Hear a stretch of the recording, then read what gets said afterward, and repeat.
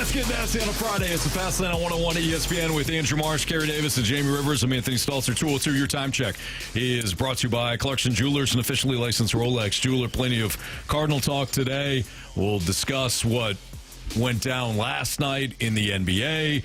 A little look ahead to Game 2 tonight in the Stanley Cup Final. But we do start off with your Redbirds, who fall in Game 2 of the doubleheader last night. So they dropped the series to the Royals. They lose 7-5. Let's dive into it. Our exit survey. Biggest story, Jamie Rivers. Matthew Liberatore. Yeah. I've been saying it for a couple weeks now. Not a long time, but at least a couple weeks where I'm like, I don't know, man. It just feels like maybe it ain't real. Now, looks like he has some muscle fatigue or something's going on there.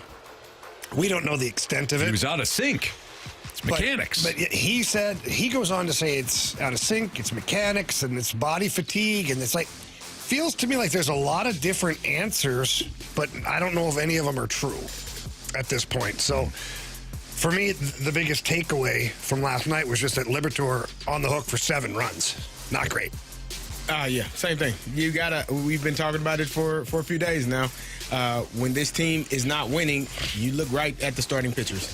If they're not performing well, if they're not giving you 6 innings and less than 5 hits and not a bunch of earned runs, you probably aren't going to win those games. And I think that's been the storyline overall. But last night's storyline is definitely starting pitching Matthew Liberatore.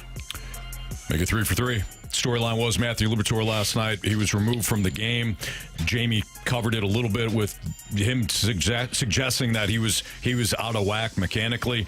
I'm sure it does happen, but I worry. He threw an 89-mile-per-hour fastball. They can't all be mechanics. There's got to be some fatigue happening. I wouldn't be shocked if there was some fatigue happening. He's not used to these many starts. I mean, at one point in his career, yes, he was a starter, but he spent a lot of time being a reliever. Pitch him that long. Exactly. So I'm concerned in the short term, but not in the long term. Does that make sense? I'm concerned about his performance over the last couple of starts, but I think this is just a patch that a lot of starting pitchers go through. Even some of the best starting pitchers in Major League Baseball go through rough patches. They're fatigued. They're worn down. And they need to figure out how to get through those times, push through them so that they're better off the next time. I think that without obviously being in the clubhouse with the Cardinals and having, a relationship with Matthew Liberatore where I could ask him, hey, man, what's really going on?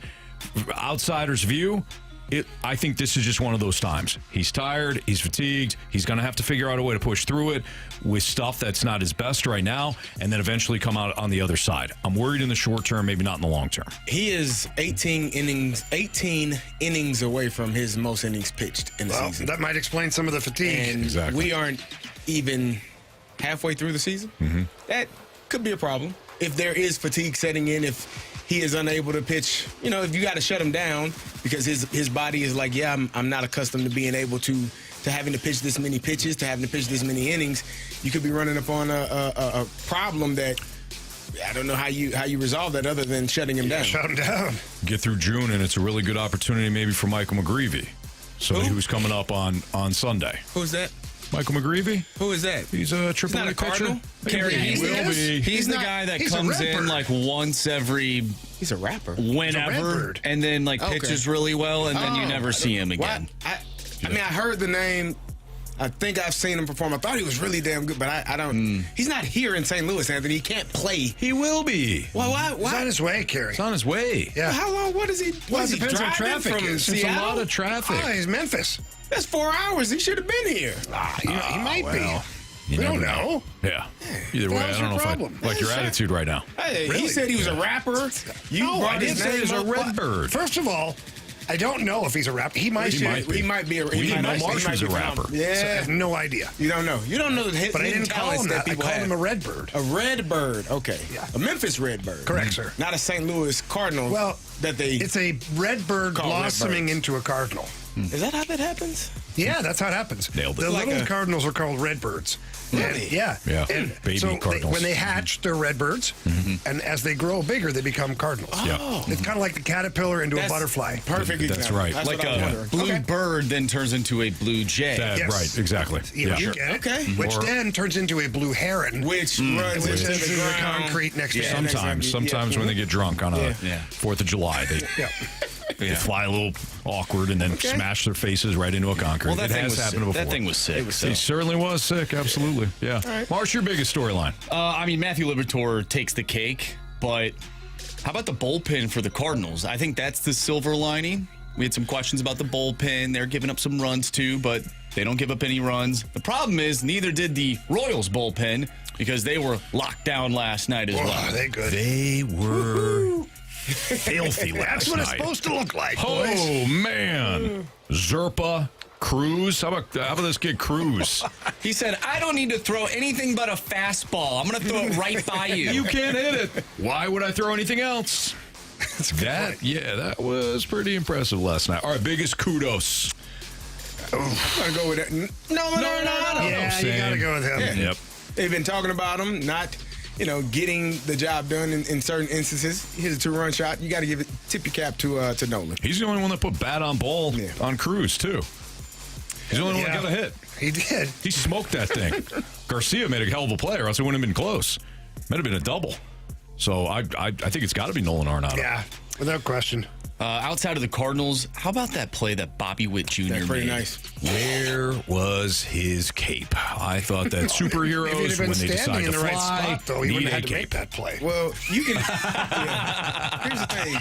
Show off. Since Marshy said that Mason Wynn was better, Yeah. he heard the show as he was driving in, and he's like, who the hell is this guy? What the hell am I listening to? This guy thinks, okay, let me show you. Yeah. Offensively and defensively. And Wynn had a nice series, too. And Bobby Witt Jr. did too. All I heard from that is that Bobby Witt Jr. listens to the show. That's nice. Of course he does. And you should too, everyone. You're already Absolutely. listening. Tell a friend to tell a Tell friend. a friend. Yeah. Yeah. Biggest criticism, I think we kind of went through it. It's got to be It's Liberatore. It's got to be Liberatore. Too I'll much say aye. batting practice. Aye. And biggest remaining question following Where this series. Matthew Liberatore. That's a good one. How Where about are we? where are we in the season? Who are we? Yeah. Yeah. This goes back to the conversation we had a couple of days ago. So Jamie started to ask about concerns with Liberatore and who was it? Was it Michaelis? Yes. Palante. No, Palante. It was Palante? Palante and Liberatore. So he started to ask, I don't have a good feeling. I didn't want to be Mr. Negative. I know. I was treading lightly. Jamie, I feel the same way you do because I started to, after that Texas series, I started to say, I'm like, hey, it's been a great May, but are we sure they won't fall back? Now look at them. Dropping series left and right. Well, they got an easy one only the tonight. Yeah, at least you got the Dodgers in town. Well, hopefully be rained out. They'll be rained out. Yeah. Well, they have so many off days this month, right? Cardinals. We have one. Yeah. Well, they got two now because they had one couple the other day. rainouts. They had a rain out. Oh, they that's got true. two. Yeah. Yeah. Sorry, one scheduled. Ollie told the One. grounds crew, don't put the tarp on. Yeah. Let it soak, boys. Let it soak. In fact, fire up the sprinklers, Bull Durham We had a style. malfunction with the rolly thing. It's somebody almost lost their leg, so we had to just shut this down. Just send me tickets if you need a day off. That how that works? That's true. Yeah. You've seen many a rain out in your time. All right, it's Fastlane on 101 ESPN. The Cardinals welcome the Dodgers. Carey's Dodgers to Busch he's Stadium torn. this weekend. I don't think he is. I think he's torn it all. Yeah. Tear a hamstring getting down to Busch Stadium to see Shohei. Nah. It's the only thing tearing for CD. That's What are you a good talking point. about? You know what we're talking about. That's why you're smirking right now. I love baseball. Love Who's your the favorite? Cards. Who's your favorite team? Cardinals. I didn't ask you your childhood team. Who's your favorite team right now? I mean, the Dodgers are pretty damn amazing. Carey, those you're guys, man. disgusting. You watch those guys. Shohei Ohtani. You heard of him? He's pretty damn good, man. Get down to the ballpark, catch your Cardinals and the Dodgers. Well, you know what? Those Cardinals, We're only 4 games back of those Dodgers in terms of the standings. Yeah, so. they've only got 3 more losses, only four short wins. Not bad. Not bad. That's Where right. are they in the division? How many games? 4 or 5? Well, they're 5 games out, but they're half game out of the wild card. I just asked the No, question. no. It's the way you asked it. You ask questions because you want information. You're like, where are they in the standings? I didn't know if it was 4 or 5. I knew they were. I wasn't sure. Carey? I mean, you picked the damn Cubs yesterday. Thank you. See? Because I'm knowledgeable makes me a bad guy? Sorry, I asked questions to gain more knowledge. No, you did it on purpose to emphasize that the Cardinals are now 5 games back. I didn't know. I smell what you're stepping in, and you better clean it I up. didn't put it there. Carey, Jamie's playing a game, okay? He's playing a game. He's playing it wrong. He's trying to win. He's playing it wrong. It's What game? It's not the same? bet the board. Bet the board, yeah. I thought you meant didn't I'm even not playing know. a game. No, you're playing the game. I don't play games like that. Herm Edwards said you played the game to win. That's Jamie. Okay. All right. Yeah. I wish he would have rooted for the Redbirds instead of the Cubs. Well, then I expect you to cheer for the Cardinals all series long. I do. We won't even see them. It's gonna be it's the weekend weekend. series, so You we won't won't even see me. see them. The screwed up part is when Carey got here, put his bag down, took out his propane tank full of water there. You know what I saw in his bag? Dodgers tickets. No. A Dodgers hat. Wow. A Dodgers hat. And he didn't take it. I watched him stuff it back down quickly. And I saw it. I didn't say anything because I was like, we'll see where this goes. Well, here we are. What are we, 13 minutes into the show already, and Carey's bleeding L.A. Dodger blue. Wow. It's disgusting. Lived in L.A. for a while. You might as well just go get that hat and put it on for the rest of the show. Okay? Wow. Okay. All right. All right. Dodgers hat. Lineup game is out. Or lineup is out. We will play the lineup game next in the Fast Lane on 101 ESPN.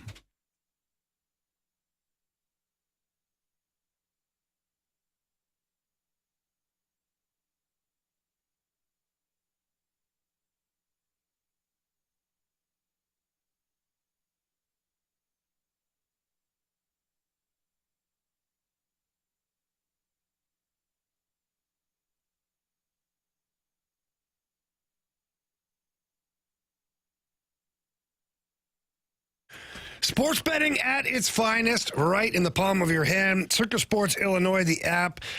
Man, is it fun to use the app. It's really easy to find. You check out their website or any app store for that matter, and you download the app, and it's super user-friendly. And they got all the great things that are there. You've got the player props, the same-game parlays, all that stuff going on at Circa Sports Illinois. Let's not forget, you've got great lines on all their futures bets, tight money line splits, and the best odds of any app that's out there. It's sports betting the way it should be. It's got that old school Vegas model to it. There's a couple other things coming up here. They got the Circa Survivor. You want to check that out on the website.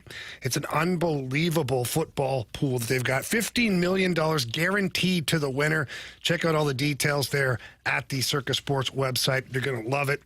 Again, the app right there in the palm of your hand, so don't miss out on the action. Download Bet Like a Pro with your Circa Sports Illinois app today and join in on all the excitement. If you or someone you know may have a gambling problem, call 1-800-GAMBLER or text ILGAMB to 833-234.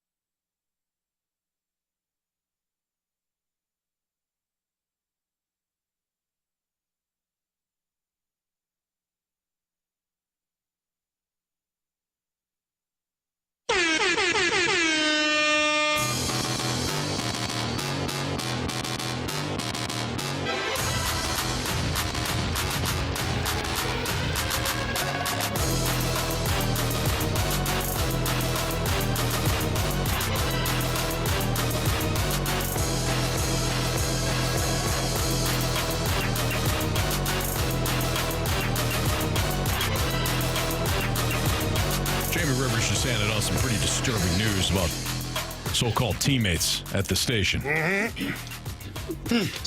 started surrounding this lineup game. Wow. Apparently, BK and Ferrario, BK specifically, because Ferrario wasn't in today. No blood on his hands T-Bone, today. And our guy Bradford Bruns. Apparently, BK said not only that he started the lineup game, not the fast lane, but also don't like the Gauntlet. He doesn't like the Gauntlet. Doesn't think sports trivia is good radio. He called it dumb. Yeah. He called it dumb. Yeah, it's dumb. It's a waste of space. Okay. All right. We play that audio. We'll find it. Let me just remind everybody of rule number 1. Hang on. Before we go to rule number 1, noted Bradford Bruns, who was in producing, did dig his heels in a little bit. Says, hey, I have spent some time with that show, and I do enjoy the Gauntlet. Thank you. I enjoy that component. I'm not going to let this ruin my day, but it is very disappointing to hear that. It's disheartening. Well, one, that's the fabrication of the lineup game, because I was actually with BK. It was Rivs and BK, midday show. And I remember driving home. Right. I remember driving home, and I heard the bam, bam, bam, bam. I was like, what the hell is this? Then this music. Bum, ba-da-dum, bum, bum. I was like, what are they doing? It's a lineup game. So, I mean, I think I would remember. I'm not even taking credit for it. I wasn't part of this show when the lineup game started, but I think credit is due where it's due. How did we get the 3 stars at the end of the show?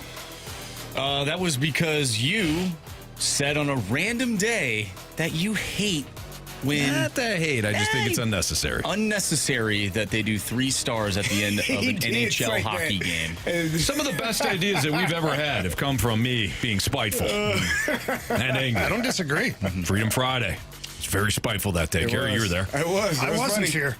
The lineup game. Surprise. That's not a surprise. The lineup game was birthed. Okay, Hawaii. Oh, Carey. Really? Yeah. Okay. Hey, good enough, guys. You're right. The lineup game was birthed because I'm like, why is everybody so obsessed with the lineup? Everybody's just so obsessed about where people are going to go in the lineup and all that stuff. So obsessed with it. And we turned it into a game in COVID. Yeah. You were with BK at the time. Yes, correct. So I can't take any credit for it, but I certainly can't let a former teammate crap on this show that I wasn't a part of. yeah, I don't like it. All right, let's play. Unfortunate. Let's play our lineup game. In fact, I believe, and you correct me if I'm wrong, I believe they started to try and steal our lineup game, including Marshy Sounders. That's correct. You know what's funny is on my tab, in the files, it literally says lineup game, and there's different years, right, for different sounders. And in 2025, in parentheses, it says do not use on opening day. And it still says that. Marshall had to create fake sounders in case he had to hide those sounders in a folder so far into the computer that he almost forgot where it was at. Marshy, here's what we're going to do. We're going to go find some sounders that borderline get people fired, okay? And we're going to put them in a file. It'd be like, lineup game sounders. Do not use. No, we're just going to leave it. But do not use, they use it. And then you put the brand new. See what happens next time. Be like, Lars Newbar, huge fart. Oh, that's disgusting, guys. That's immature. It's all fun and games until I end up accidentally using it. Yeah. Well, we turn it into a bit. Yeah, we're fine. Okay. All right, got LHP on the bump, don't we? Yes, sir. This doesn't matter. Justin Robleski. Oh, yeah. We'll go with Robleski. Roby. Go ahead, Carey. Lead us off. Just give guys nicknames. Show us Lars Newbar. Newbar. International superstar. Watch out, don't run into any walls or anything. Carey, I've given people nicknames on this show. The people we interview. I just remember Bobby Boogie? Bobby Boogie. It's Bob Nightingale. Bob Nightingale. Bobby Boogie called him. Bobby Boogie. He was like, okay. He didn't know Bobby Boogie, which is perfect for Bob is like the nicest guy in the world, very even keel. To give him Bobby Boogie. I said, anybody ever call you Bobby Boogie? He's like, I don't think so. They did today. You're welcome. all right, show us. Mason Wynn. Second, bring me that Show us Brendan Donovan. Look at that guy. Vibrant, handsome, hair. Show us Wilson Contreras. You don't know how to play first base. It's not that hard. Tell him, Wash. It's incredibly hard. Hey, anything worth doing is. Show us Ivan Herrera. Oh, Yvonne? That's a French-ass name, Yvonne. Yeah, my little croissant. Little cheese on my croissant. Show us Nolan Arenado. A lot of people think you get in your mid-30s and your career's over, but like I always say, until they stop scouting, I ain't going to stop playing. Yeah, here's where we, this is usually where the road gets windy. Yeah. Let's pause. It's a Let's think left-handed about pitcher. this. Do we think Herrera Is is catching? behind the dish? I think we've seen enough Pozo. Okay. He ended up playing both games yesterday. Came High in. has got a little dinged up. Yeah. In first It's game. also a lefty, though. At some point. So? At some point. If Pozo's a righty. well, he's talking about Right. So Yeah. would he be in the lineup At some Herrera point. could do it too. instead of? But if talking you don't about- have Poso in the lineup, you got to consider. I'm stuck on You're the catcher. confusing him. Shut up, You Gary. still got to You confused. consider Burleson and Donovan, who are lefties. No, but it confused Or not Donovan, but Gorman. You confused the hell out of him. I saw the wheel spinning on him, and he was like, "What are you saying? That doesn't make any sense." Both of those guys are righties. Well, because I was focused on the damn catcher, and he goes, "Well, unless a lefty." I'm like, "We don't have a left-handed catcher." No, that's true. Yeah, I was talking about the other guys who would have to be in the lineup if you don't go a Poso. Watching the wheel spin when it gets going, like if he's like, it's like the shortstop playing, leading off, like he's because he eventually adamant. gets there. Eventually, he's like, well, we don't have That's a not left-handed right. catcher. What are you saying? Oh, hold on. Hey, Right. there's Okay. several different ways to get from one spot to another. Okay? Yeah. You're right. You don't always have to take the same route every time. No. Okay, so what are we going with here? I had an idea. Alec Burleson. At some point, this is my theory. If Marshy's vision of Alec Burleson becoming a St. Louis Star is going to come to fruition, he's gonna have to hit left-handed pitching. I agree. And at what point do we say Marshy is correct on his thought process about a St. Louis Star named Alec Burleson? Would be nice. Is he only gonna hit against righties? Then he's not a St. Louis Star. Let the man play. There you go. Let the kids play! I don't know what he just said, to be honest, but go ahead, Carey. Do So whatever what you are want. Marshy gets What it. are we going with? Yeah, Are you going Burleson? I don't know. I'd like to go Alec Burleson right here. just let him get it out Yeah, of his go for system. it. My gosh. Show us Alec Burleson. What a shame. There it is. I tried to help him become a St. Louis Star. I know. He'll I never know, make but it you were this way. so hell-bent on it. I was like, there's no point. Just go. He'll never make it this way. So is it Poso or No. Vilade? Oh, Because Ali loves Vilade. He's giving him nothing. What is wrong with you? he's dead on, man. He is dead on. Tell me what's wrong with. Hold on. Does Ali not love Vilade? And has Vilade done anything? Maybe Ollie's playing him out of spite. He For made a that's who good catch. Mozeliak gave him. Maybe. He made a good catch. The old Tony La Russa. You gave me him. I'll play I'll the play hell him. out of him. There you go. That's your guy, right? All right, go Vilade. No, don't. Whoa, slow down. All right. Show us Ryan Vilade. Where's the Who is this guy? Oh, man. I love how that works out. It's unbelievable. Okay, so So now we need a catcher. is it Is it Poso, Poso? or is Herrera catching? This is the big. It's Finkel and Einhorn every time. I feel like Herrera's catching today. So who is this? I don't know, Gary. This is what we're going to talk about. Okay. Brendan Donovan? Since he's already playing, and I'm sorry. Gorman? Gorman? Yeah, Nolan Gorman. I know what you meant. Hey, yeah, thanks. He didn't say Thanks. Brendan Gorman. Thanks for the I know lefty that. catcher.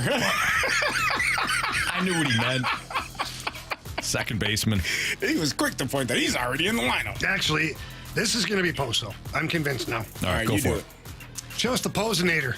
Sorry, guys. Okay. What'd you say? Come on, Jamie. I thought you said something.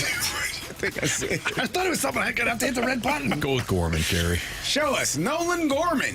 No. Okay, hang It's on. Is Poso. Pajes back? He You said Poso. I said It's Pajes. Poso. I don't Is listen to you. Pajes? I don't Is listen to Pajes anybody. back? Petey Pages is back. He's not on the IL, so. No. All he, right, was, show, he was dancing around the dugout last night. Like, come on. show us Petey Pages here. Smithies, There it is.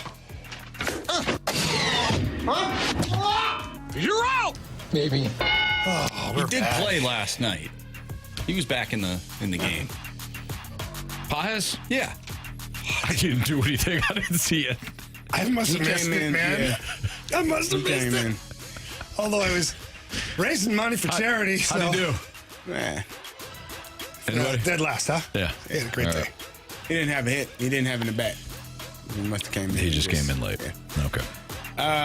May I? Pinch runner for Pozo. Nah. Yes. Show us Victor Scott the second. Run as fast as you can. You can't catch me. I'm the gingerbread man. Some of these comments in the snake pit are hilarious. What? Jason Gordon, why does Jamie hate Poso so much? He's hitting 298. I don't hate him at all. He man. swung at a pitch, 2 pitches. I watched him. He swung at 2 pitches that were 4 feet outside the strike zone. MD 2020 Burley not starting because he was checked out on his TMA interview this morning. Oh. Joe Boo's jockstrap. Sarcastic, angry Anthony is my favorite Anthony. Mine too. Mine too. All right, go ahead, Marsh. Run it. All right, leading off in left field, Lars Nootbaar batting second. The shortstop, Mason Wynn. Batting third, second baseman, Brendan Donovan. Your cleanup hitter, first baseman, Wilson Contreras. Batting fifth, the DH, Ivan Herrera. Batting sixth, third baseman, Aaron. Batting seventh in right field, Ryan Vilade. Batting eighth and catching is Pedro Pajes. And batting ninth in center field is Victor Scott, the second. Back. They fair. Go fair. I don't believe what I just saw. Home run. All right, nobody had Arenado. Nope. So, Unfortunately. Gary, you're still leading us. Give me. You know what? Give me Nootbaar. Okay. Contreras. Jamie going back to the well. Give me Victor Scott. Well, the reason is the moment I don't take him, Yeah, he'll hit one. he's going to hit one. Yeah, give me Victor Scott. I'm going to take I'll mix things up a little bit tonight. Ivan Herrera tonight. Probably a good call. I had Arenado in the first game that got rained out. Yeah. So then he hit one. So I had Herrera last night. So Marsh, congratulations. Oh, thank you. You've tied Jamie and I. Appreciate it. Or moved ahead. I don't know. All right. It's Fastlane on 101 ESPN. That was your lineup game. Went off the rails a little bit, but that's why you listen to the show. Let's be honest. So which version of Liberatore is the real version? Is it the one that we saw early in the season or the last couple of starts? It's next on 101 ESPN.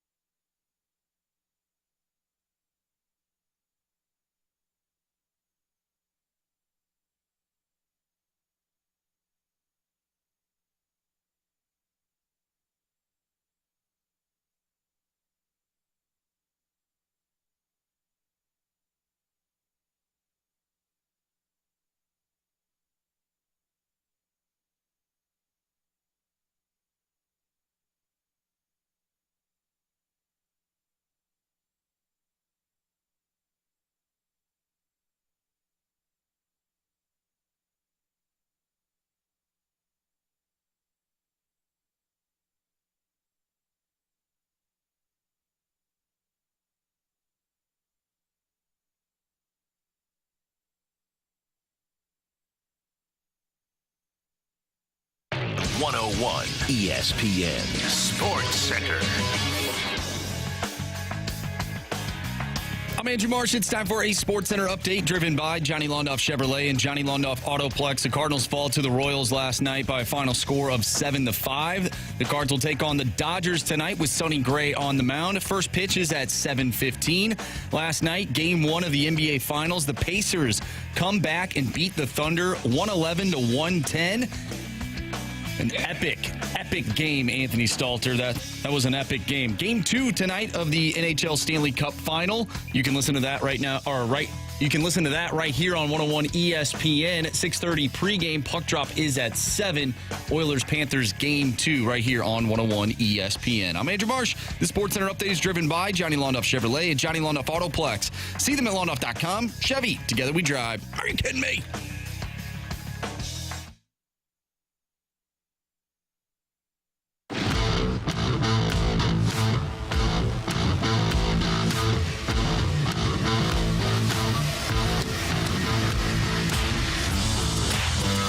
Liberatore was cruising this season until Jamie had to talk about the other shoe dropping at some point. Now the other shoe has, in fact, dropped. The blood is not on my hands, buddy. Nice try, though. Okay.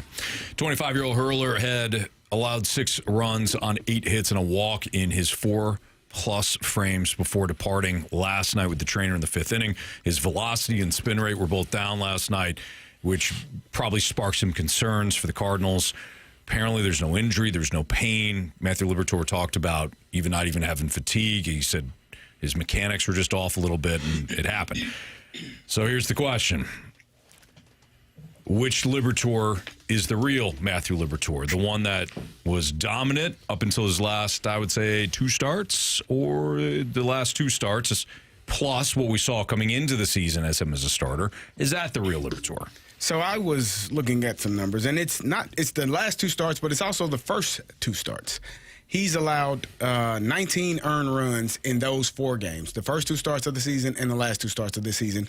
In the 8 games in between those 4 starts, he's only allowed 10. Mm-hmm. So you're averaging like 1.1 ERA for those 8 for that 8-game stretch. But the first 2 and the last 2 has kind of got out of whack, and I don't know if it was, getting started and getting warmed up into the season. And if that's a short spurt of 8 games where he was pitching phenomenally, and now the last 2 games, you're like, well, what is going on? Is it fatigue? So what's the difference between those first 2 and these last 2 that's taking place? The last 2, you can probably chalk it up to maybe he is tired. As I said earlier, he's 18 innings away from the most innings he's ever pitched in the major league. So is that a cause for concern for him going forward? It might be. I don't know which version of him is the real one. We have yet to see it for a sustained period amount of time. So just trying to figure out which version of him we're going to continue to see is kind of a little bit troubling for me. So when I look back at his most recent starts going all the way back to May 12th, and you have the 12th, 18th, 24th, good starts. 2 earned runs, 1 earned run, 1 earned run. And then the second to last start on May 30th, 4 earned runs, and then 7 earned runs. It's trending in a direction of, it looks like a player that's tired. Mm-hmm. Like, I don't know what the next start looks like. I hope it's back down to 2 or 1 or something like that. They get this figured out or whatnot. But when you see it have such a drastic change, and it's not just one game. Like we all know every pitcher has a game. You go out there, you're throwing, it ain't working, and you put up, the other team puts up 6, 7 runs. It's like the outlier. Okay. And then your next 3, 4 starts are back to consistent numbers. And I'm not saying that the wheels are falling off here for Matthew Liberatore. I'm just saying the numbers show that it's trending towards a player that is fatigued, especially when you see the lower velocity on his fastball. Mm-hmm. That's very concerning. Now, the team has talked about mechanics and things like that and whatever. Okay, fine. But they're also saying at the other side of their mouth, there's a little fatigue, too. So is the fatigue leading to the bad mechanics? Maybe. Mm-hmm. I don't know. It's just trending in that way. Yeah, I think he's tired. I don't think he's used to being a starter, and he had a lot of success. So the Cardinals have let him go, and they should. So he has been prior to these last two starts, he has been pitching deep into games. I just think this is a natural progression. I don't think. I mean, nobody should have been under the illusion that he was just going to go ahead and mow people down for the entire season. There was going to be a bad stretch. I think we're starting to see the bad stretch. But a lot of the numbers indicate that he's still pitching very well. Carey, earmuffs. He's got a 3.82 ERA and a fielding independent percentage of 305. Say it. A FIP. Yeah, Carey loves 305. FIP. You should love FIP. Yeah, it's even lower for Matthew Liberatore than the ERA. So it's actually indicating that he's pitching better than what the ERA would indicate. So why is the ERA higher? Because you have to factor in ERA doesn't factor in like if a guy defensively, could have made a better play because his WAR was too low. Okay, I'm not doing it, Jamie. I'm not doing it, buddy. He baited you. He baited me hard, and now I'm mounted on this freaking wall. You've seen that hook before. You're like, that looks familiar. Yeah. Although, it's flashing. Look at, it's pretty. I might take a nibble. He swapped out the lure. The war lure got you. Yeah. Yep. Now you're on the wall. You're right. I switched. I moved, and then he dunked the. Unbelievable. Sorry. Everything else for Matthew Liberatore, all the underlying numbers, some not great, but there's a lot that are fantastic. Chase rate, not walking anybody. He also got screwed by the umpire last night. The Garcia, that should have been a strikeout. Instead, Garcia bloops one into left field. I'm not saying that the game goes completely different if he gets that call, but that was a bad call, and it went sideways on him in a hurry. I think this is a bad stretch. That's my guess. Do you think this plays into it at all? I don't. But we'll see what you guys think. From the 314, says there's also tape on him being a starter, and the teams are doing studies on him now, and he needs to make a change. Is it that, though, or is it the drop in velocity? I'm sure it's everything. Could be. You have these advanced scouts breaking down every move you make now. So this is part of being a big leaguer. It's working through the fatigue, making sure you don't get hurt, figuring out how to work with your C stuff or your B stuff instead of your A stuff, and the other team the hitters making adjustments. This is what the big leagues are all about. So for me, it just popped into my head. To me, it sounds like it is fatigue, because there was one point he had a runner on second base and he started pitching from the windup and had to disengage, and they were like, "What is he doing?" It's like he forgot that there was a runner on second base. And normally, Jamie, you know this, when you get tired, your brain shuts down. Mm-hmm. You start doing weird things. Tired body, tired brain. You're like, what are you doing? Mental fatigue is a real thing. So is physical fatigue. So I wonder if it is some fatigue and struggling throwing pitches, because they were like, well, he's in the windup and there's a runner, and it's like he forgot where he was, or what. It was like his body just automatically went back to what he's normally doing, and he had to disengage to get back reset. So I wonder if it is some fatigue and not performing at the level that he wants to or that he's accustomed to, which causes a different level of stress, which causes mental fatigue, and you're not rested or you're not mentally there. Right. And this is all us, just assuming. We're guessing. We don't know. Speculating. We haven't talked to him, but normally when those things start to happen, when your body starts to get tired or weary, everything else starts to go as well. So absolutely. I wonder if, we saw the Cardinals have a 6-man rotation, which was there to kind of alleviate some of the stress that the pitchers can face. They got a long stretch here where they don't have a lot of off days. Maybe they go to a 6-man rotation and allow him to get an extra day if he needs it, or maybe, give him an IL stint to kind of reset him and give him that rest that it seems that he needs. Mm-hmm. It's tough. It's a tough situation. If it is truly fatigue, I don't even know if a brief IL stint makes much of a difference, because it's not like he's tired, like he needs sleep. It's like when the muscles just have been maximized to the point where they can't push any further, there's no amount of, there is an amount of rest, but it's not 10 days. Well, we'll find out, because the velocity numbers will indicate what's going on. If he's not, if it's 89, 90, he's either hurt or fatigued. That's it. When the velocity numbers go down, the spin rate goes down. Now we're talking about a pitcher that is just through the grinder a little bit, or again, he's hurt. So hopefully it's not the case, and he can push through it. and he'll be fine, but it does look like we've entered a rough patch here with Matthew Liberatore. What's trending is next in the Fast Lane on 101 ESPN.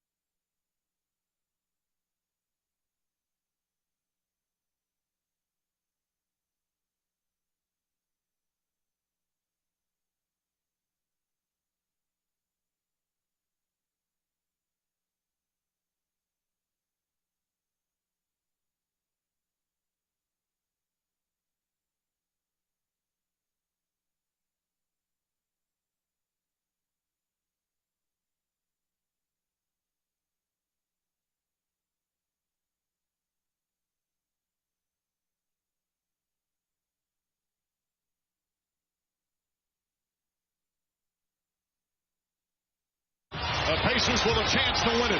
Final seconds, no fouls to give. Halliburton looking. Halliburton driving, pulls up, jump shot. It's good! It's good! With 0.3 of a second remaining. Timeout, OKC. Tyrese Halliburton does it again. What are the hot topics in the sports world? What in the wide, wide world of of sports is going on here? It's time to find out with What's Trending, brought to you by Elite Comfort Experts. Heating and cooling with no gimmicks, just guarantees. EliteComfortExperts.com. Welcome back to the Fast Lane here on 101 ESPN with Anthony Stalter, Jamie Rivers, and Carey Davis. I'm Andrew Marsh, and it's time for What's Trending. Gentlemen, you just heard it. The final, well, not the final shot, but basically the final shot that gave the Pacers a Game 1 victory last night in the NBA Finals. Guys, teams were 0-182 in the NBA Finals entering yesterday in the scenario of a team trailing by 9+ points in the final 3 minutes of an NBA Finals game since 1971.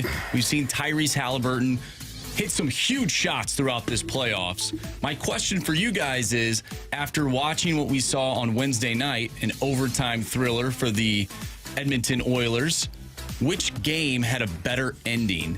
Was it the Stanley Cup Final Game 1, or was it the NBA Finals Game 1? Oh, wow. It's tough because one's a buzzer beater, the other one's overtime, right? Yeah. Right. They're both unbelievable. Like, they're both like in the moment. Like, bam, it's in your face. And it's over, right? Yeah, and it's over. Both teams that won were down. Yeah. Oilers down by 2 goals. Can I say a tie? Tie for first. Yeah. It's a tie for first. Man, the Tony La Pacers, Russa style. the Pacers led for 0.3 seconds last night. That was their first lead of the game. Carey, I would love to know, like, your breakdown of the game and everything like that.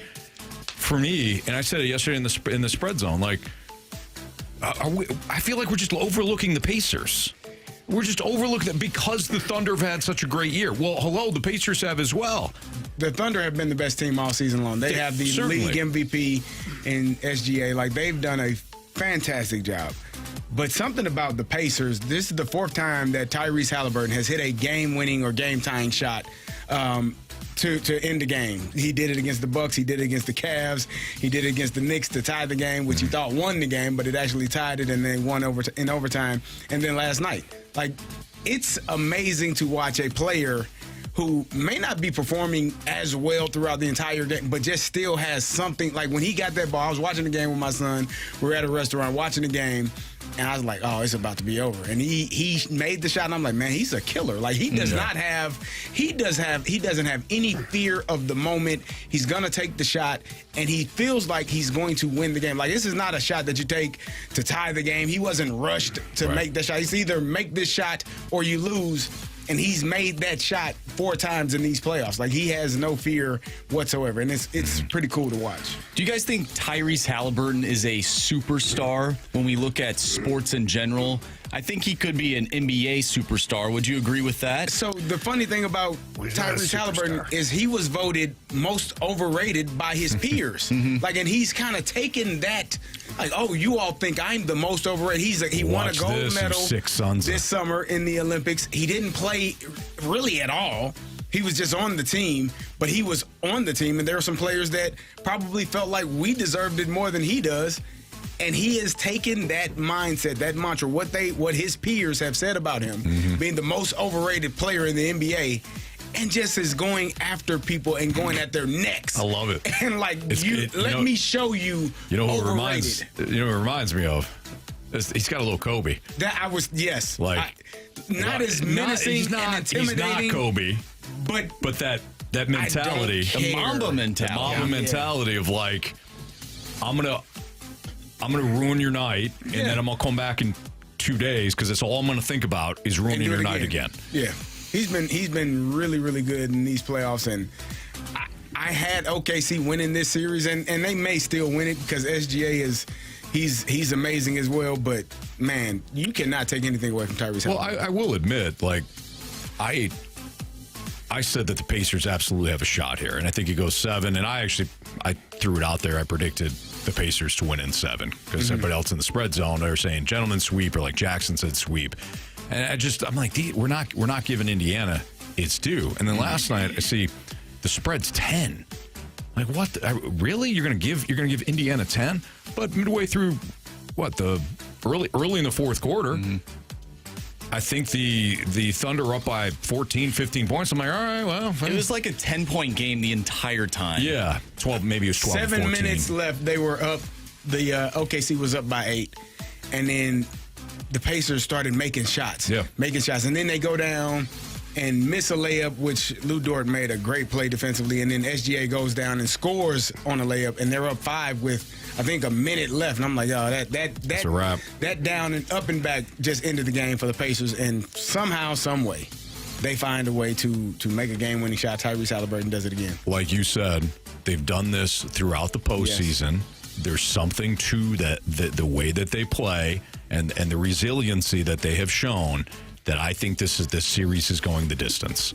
Thunder are great. I wouldn't be shocked if they even blew out Indiana tomorrow night. But I think both series wind up going the distance. I said Panthers in 6, but that series obviously took a turn with Edmonton winning in overtime. But I think this is these two series evenly matched, and they're both going to be fantastic. All right, it's Fastlane on 101 ESPN. Why are some franchises in sports too trigger happy when it comes to decision making? We're looking at one NHL team specifically in this case, but there have been many others. That's next on 101 ESPN.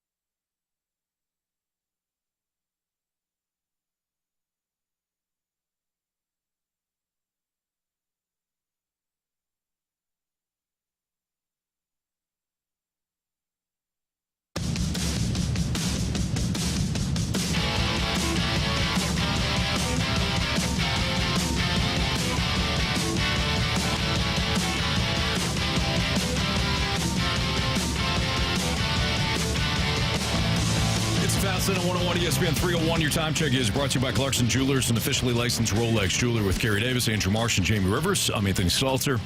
Why are some franchises in sports too trigger happy when it comes to decision making? So this conversation we're going to have on the heels of the Dallas Stars firing Pete DeBoer after making it to the conference finals. I feel like the Knicks one is way more egregious. Either way, these are two organizations that made it to their conference finals games in their respective leagues and have decided to part ways with the coaches. Carey, you had brought this up with Tibbs, that he has a way of like grinding down his players, and it got to the point where they move on. Although that one Seems like it worked, though. That kind of reminds me of the situation with Vic Fangio, where the Dolphins defenders were complaining about how difficult the training camp and the practices were. So he spends 1 year in Miami, goes up to Philadelphia. Things click midway through the season. The Eagles win a Super Bowl under Vic Fangio. My guess in that players. It makes life easier. Yeah. But that's just my thoughts. But still, some guys can't handle a tough coach. Yeah, some can't. But and you heard the same thing with Eric Bieniemy when he went to Washington after leaving Kansas City, how players complained. I think when it comes to both of those coaches being fired following their conference finals exits, sometimes you just feel like you need a new voice. Like you made it to and with the Dallas Stars situation, they've been there 3 years in a row and not able to get over the hump. The New York Knicks made it to the finals, lost last year to the Pacers, lost again this year in the Eastern Conference Finals to the Pacers. Sometimes ownership and front office people feel like they just need a new voice in that locker room for that team to get over the hump. I don't know that it necessarily means that that's a bad coach or that team didn't, maybe they just they were unable to maximize everything that they could to get to that final step, which is making the conference to the championship games. Yeah, I was talking to some people in Dallas this morning, people that are in the front office that I've played with before and played under before, and there's a lot being made of Pete DeBoer pulling Jake Ottinger after 2 shots on goal. Like, the focus needs not be on that. That is not why Pete DeBoer doesn't have a job today. Why he doesn't have a job is because of the way he reacted to that. Is the way he chose his words in the press conference and the way he chose his words throughout different times throughout the last 3 seasons in Dallas with certain players and the way he handled certain things. That is why Pete DeBoer is no longer the Dallas Stars head coach.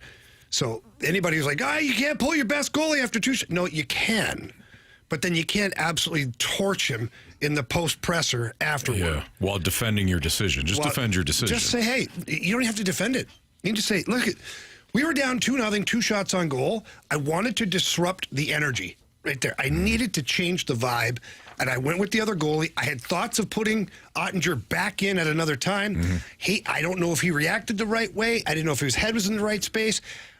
I went with it. So explain your decision. Maybe not defend, but explain your decision. Yeah. And you don't need to back up your truck like Jack Flaherty on Wilson Contreras in the parking lot of Busch Stadium. With Michaelis in the passenger seat. Looking behind him, saying he's still alive. Go back. Go back. This thing doesn't turn as easy as you think. Yeah. Yeah, I remember that. But no, Pete DeBoer went all the way back to last playoffs. Guy sucked a year ago against the Oilers. What do you want me to do? You know what's weird about Pete DeBoer, too, is he's one of the best guys ever. He's a dude. But for some reason, he has a shelf life of like 3 years in one spot. And for some reason, it always circles around a goaltender at some point. Go back to the Vegas Golden Knights. His stop there. He ended up going with the snake dealer. What was that guy's name? Robin Leonard? Yeah, Robin Leonard instead of Marc-Andre Fleury. And Fleury's agent, the famous cartoon with the sword through his back with DeBoer written on it. They remade it, too, with Ottinger in that. Wow. And so he grinded down that team. I think Pete's an unbelievable coach. I think he's an unbelievable guy. But I think Pete puts so much pressure on himself that he ends up crumbling under his own pressure. Because he wants to get the team he wants to win so bad that he starts to panic. And what I mean by panic, he starts to grind down the players in a way that is unnecessary. Like riding guys, like, that's another dumb play. That's another dumb play. Like, or you're not good enough to be here even. Like, I don't know what he says, but he wears the players down, and then the goaltenders, he chews them up and spits them out. You should probably get your bets in for Dallas to win the Stanley Cup next year. The thing is, Vegas won after they fired him. But here's the interesting thing about Dallas, okay, is Jim Nill has waited. And now, let's not be fooled here, too. The players' exit interviews carried a lot of weight. I think some of the leadership group and the up-and-coming leadership group had some things that they wanted fixed, and Pete DeBoer was probably one of them. But all the coaching candidates, the good ones that we know of, were already off the market. So now the Dallas Stars have just fired their head coach when there's nobody that I would consider available with a good track record out there. What about David Carl? David Carr just retired at the Saints. No. He does have some time. That's Derek Carr. Derek Dave Carr. David's his brother. Yeah, literally this thing. Yeah. David Carl is the head coach in Denver. I don't think he wants to go yet because he's had several opportunities, interviewed with every team that's out there. Now, maybe it's different because Dallas is in a win now. But do you want that to be your first job? I want to be, if I'm David Carl, I want to take on a team like the Anaheim Ducks. I want to take on a team that's like, they're past their pain threshold of the rebuild, and now you're starting your ascension. Because you're a young coach, you get young players, you could grow within the team. Well, what did Jim Montgomery walk into when he went to Dallas? Because honestly, it'd be the same situation. He was the coach at Denver and then went to Dallas. Yeah, I forget where they were as an organization. I forget where they were. But he had great success with that team. Right away, we know he was one goal away from going to the conference final. So I just think that it's an odd time for the Dallas Stars to not have a head coach. There is a guy that's out there that I do like. His name is Todd Nelson. He's the head coach of the Hershey Bears. He's had several stints in the NHL as an assistant coach. And I want to get your guys' reaction on this. Apparently, Todd Nelson, all he's done is win. He was with the Chicago Wolves for I don't know how many years. He won 2 or 3 Calder Cup championships there. He's won 2 or 3 now in Hershey. He is one of the winningest coaches in the American Hockey League. But apparently he's a bad interview.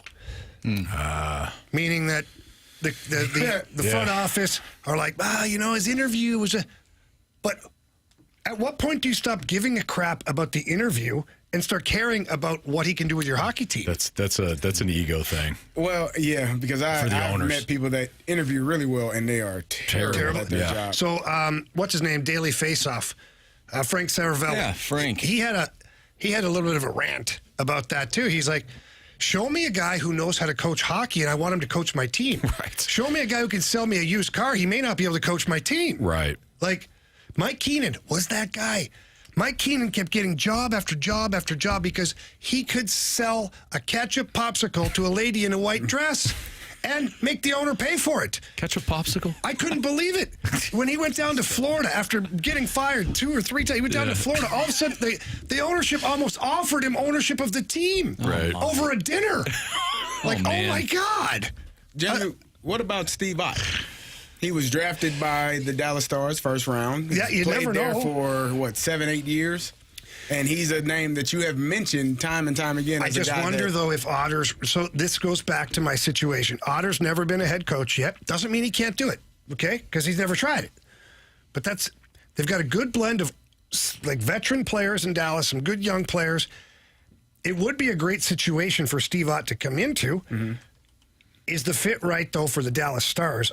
You're in a championship window. Are you bringing in a first-timer, even though he's a legacy player? Yeah. Like, I don't think that Steve Ott's not qualified because he is. He's a Stanley Cup champion assistant coach. Well, and you also have the head coach now was the head coach there. Like, ownership, like conversations take place. I mean, that could be if you're firing your coach this late in the game and you're saying it doesn't feel like there are a lot of people out there that could fill that void. I mean, why you don't think Jim Montgomery would make a call and say, hey, you all need to interview him now? Well, Jim Montgomery's not allowed to make that call because you're basically turning your own guy. but I want to keep it on the up and up, Carey. But it's nothing stopping from Jim Montgomery texting a friend who knows the GM. And saying, call him and tell him. And then Jim Nill would have to ask for, just to make sure people understand, Jim Nill would have to ask Doug Armstrong for permission to interview Steve Ott. Right. Army would gladly let that happen because Army's always said he's never going to stop somebody from, moving up the ladder in the NHL. So I would expect that Jim Nill would reach out and talk to Steve Ott. I think it's a good fit. Yeah. Do you think these teams do these kind of moves because they're desperate? Like, this isn't only a coach thing, too. This is a player thing. When teams feel the need that they need to win now, they start making moves that could potentially ruin them in the future. We're seeing it right now in the NBA Finals with SGA, right? He was a Clipper, and then now he's on OKC, and the Clippers got Paul George, and what have they done? Go to Cancun a few times? They did. Yeah, probably. They did. Yeah. Do you think it's because they're desperate? I don't know. Everybody's desperate to win. Yeah. But I don't know if it's desperate that they make the move. I just think that moves don't pan out. And you're like, look at the Cardinals. Let's say that Dylan Carlson winds up being a really good Oriole, right? Like, let's say he carves out a really good career for himself. Did the Cardinals were they not patient with him? Did they not give him enough runway to stay healthy and play well? Like at some point, the change of scenery needs to happen. And you have to just understand that even though you're making the decision that could backfire, you're making the right decision for yourself at that time. So in this case with DeBoer, Dallas Stars say, all right, we have gone as far as we can go with this guy. And it may get worse because of the fractured relationships maybe within that locker room. Thibodeau, same deal, right? Doesn't mean he won't win someplace else, but they are making the best decision for the Dallas Stars at this juncture. Some moves work out, some moves don't. And I think you make more mistakes when the players are young, like SGA, or pick any baseball player that was traded. And like, why the hell did we make that trade? Well, like the Dodgers traded Yordan Alvarez. Why? Right. They needed a bullpen guy. They needed a reliever for a World Series run. Turns out they gave up Yordan Alvarez. Sometimes that happens because you're trying to win in the moment. So I don't know if it's about desperation. It's more about you trying to make the best decision. Like trading for Marcell Ozuna. Which you still hate. Come on. I don't know if you like watching Eric Fetty, huh? You like watching some of the pitchers that we're seeing right now in the starting organization? You just wanted to trade Quinn Matthews. Did you like watching? I did not. Did you like watching Lance Lynn? I don't need to say anything. Did he or did he not want to trade him for Duran yesterday? I said it wasn't a horrible deal. You don't care about pitching? I said it wasn't a horrible deal. Come on. You like Lance Lynn last year, huh? Get your fill of Kyle Gibson, did you? Come on. That's because you traded all your guys. Shame on you. Shame on you. How did we get here? I don't know. Go look at Sandy Alcantara's statistics, Anthony. What's his FIP? Oh, I'm sorry. Does he not have a Cy Young Award, Marsh? You know he wouldn't have gotten hurt here. You don't know that. Probably would have been career-ending here. I'm just yelling now. All right. One thing, speaking of the Cardinals, that people subtly talked about a couple of weeks ago is now rearing its ugly head. We'll talk about it next on 101 ESPN.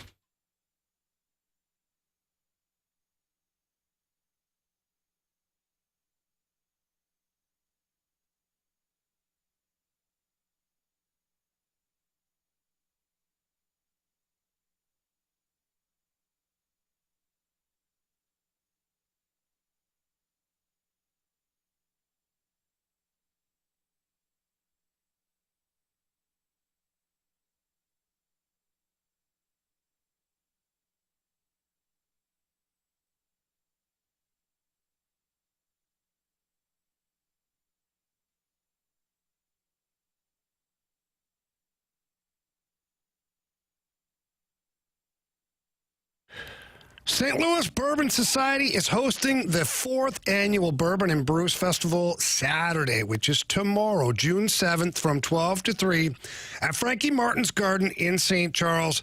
Listen, I have been to this event, and I can tell you what an amazing time it is.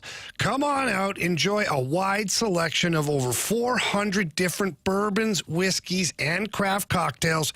Catch up with some live music, also great food on site. They've got, 10, 11 food trucks that are going to be there. If you love bourbon, whiskey, beer, and great food, you will come back year after year. It is an amazing event. Again, I went last year. Had a phenomenal time. I learned so much about different bourbons and whiskeys and got a chance to taste some different beers, whether it's local distilleries from far away.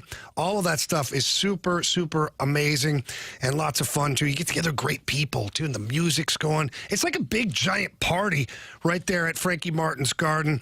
You're absolutely going to love it. But you must have tickets prior to the event. And they've got two types of tickets. They got the VIP ticket that lets you in an hour before, so you can get to your tastings and get some special things there before. And then your general admission ticket that starts at 12 noon. Again, those tickets are all available at Bourbon and Brews, stlewis.com. Please come on out. I'll be there about 11 a.m. tomorrow. Come by, say hi. I promise you, you're going to love it. Again, for those tickets, visit Bourbon and Brews, stlewis.com.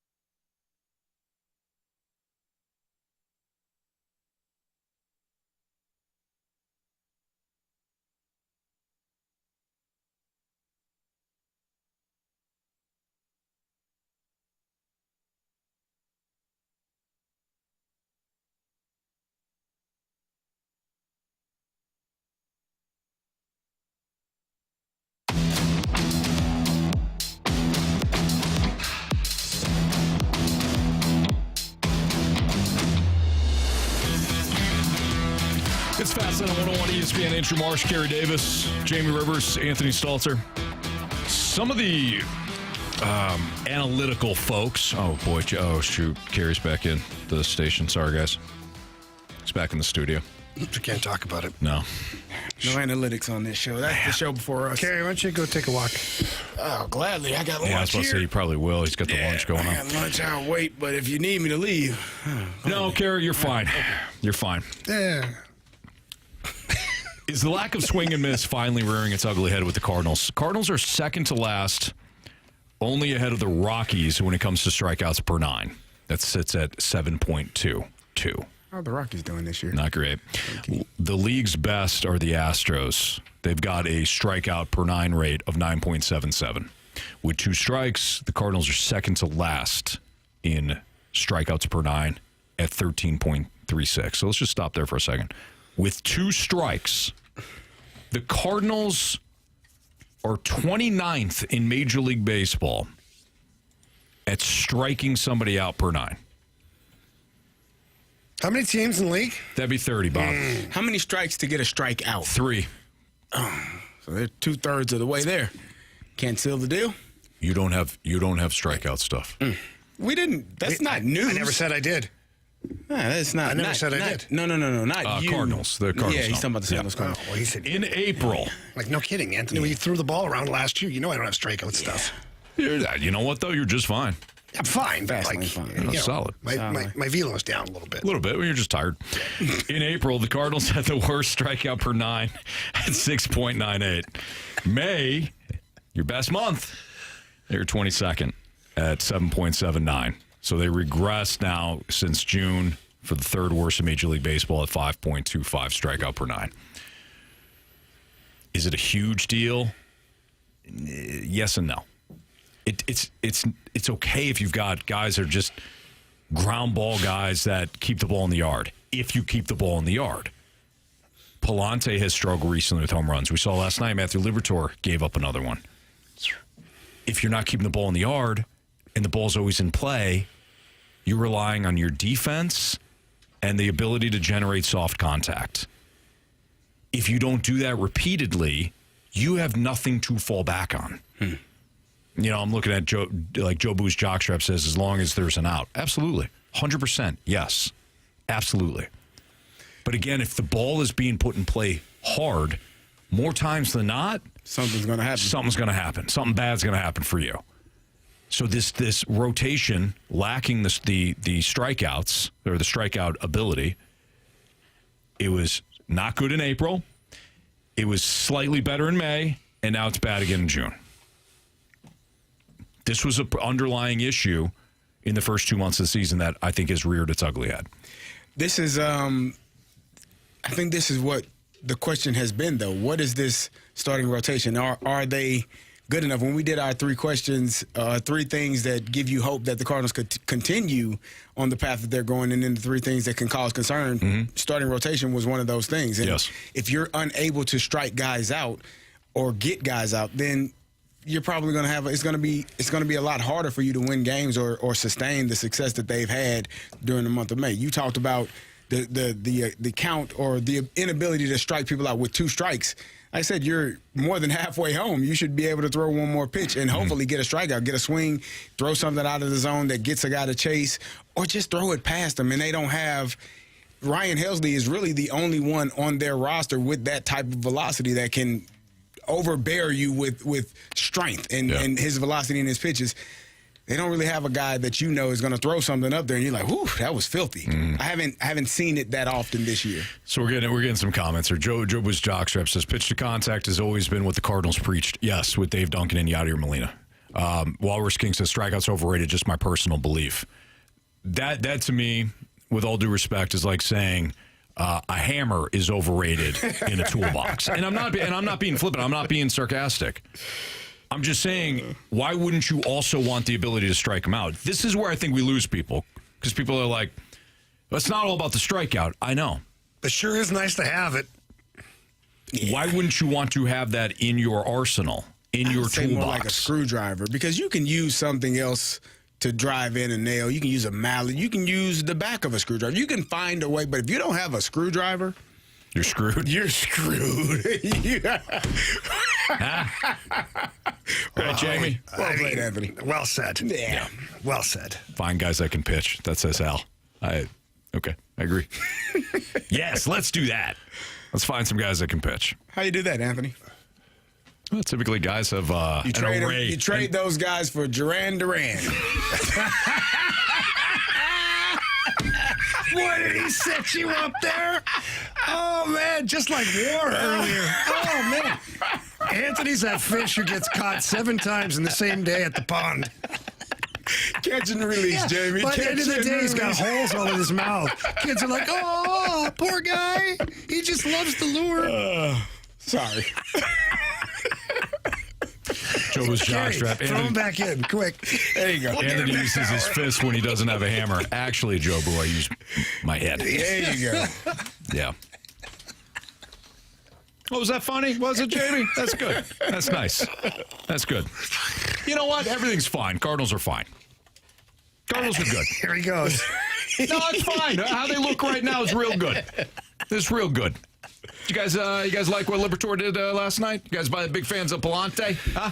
It's good. A lot of swing and miss. Those two guys. No, he's taking it out of balls being pounded. Taking it out of the holster. But it's fine. Let's all Everybody. laugh. Let's all laugh. Everybody's going to get it now. This is your fault. No, it's not. You did it. I did it. You caught him twice. But you let him know that it happened twice. Well, he's going to be caught again next hour. Let's keep laughing while our Cardinals are losing. It's real funny.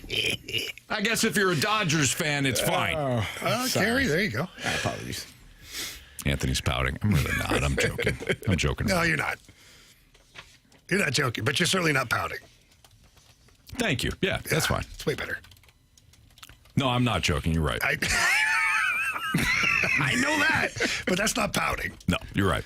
All right, the Sports Six Pack is next. So if you have a question for us or if you just want to continue to crush us, or me, 314-399-9646, the Air Comfort Service tax line. Six Pack next.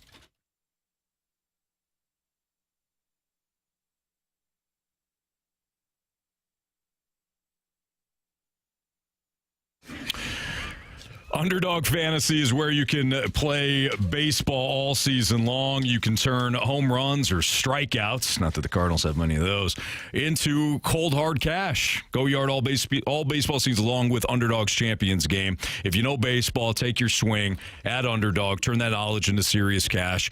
Underdog is the best place to make your picks. It's one of the fastest growing sports gaming apps, and you can play right now in Missouri. Here's how it works. Download the Underdog app, pick your favorite players, and decide if they go higher or lower on stats like home runs, strikeouts, total bases. You get the idea.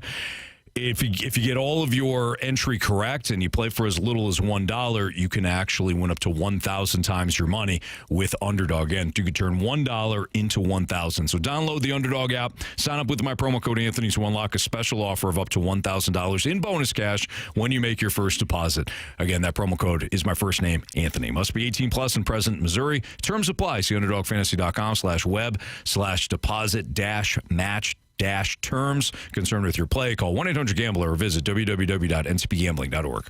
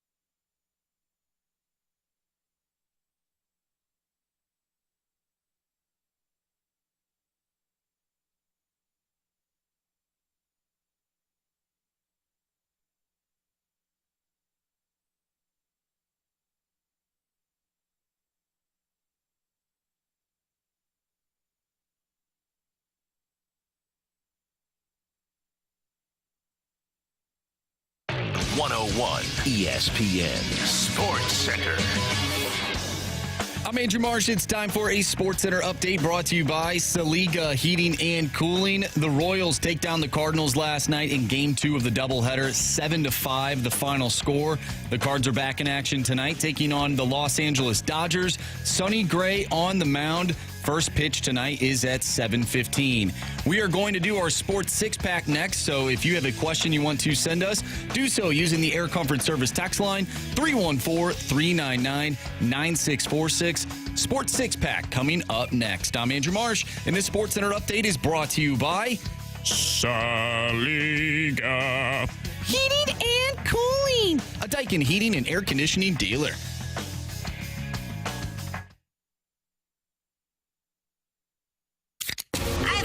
It's time for the Fast Lane to answer your sports questions. I want to ask you a bunch of questions. I want to have them answered immediately. Asking me all these weird questions. Answer the question. Answer the question. Answer me! The Sports Six-Pack is refreshed by the Finnish Long Drink, Finland's best-kept secret. A sparkling citrus beverage made with real liquor. Visit thelongdrink.com. Must be 21 years of age or older. Drink responsibly.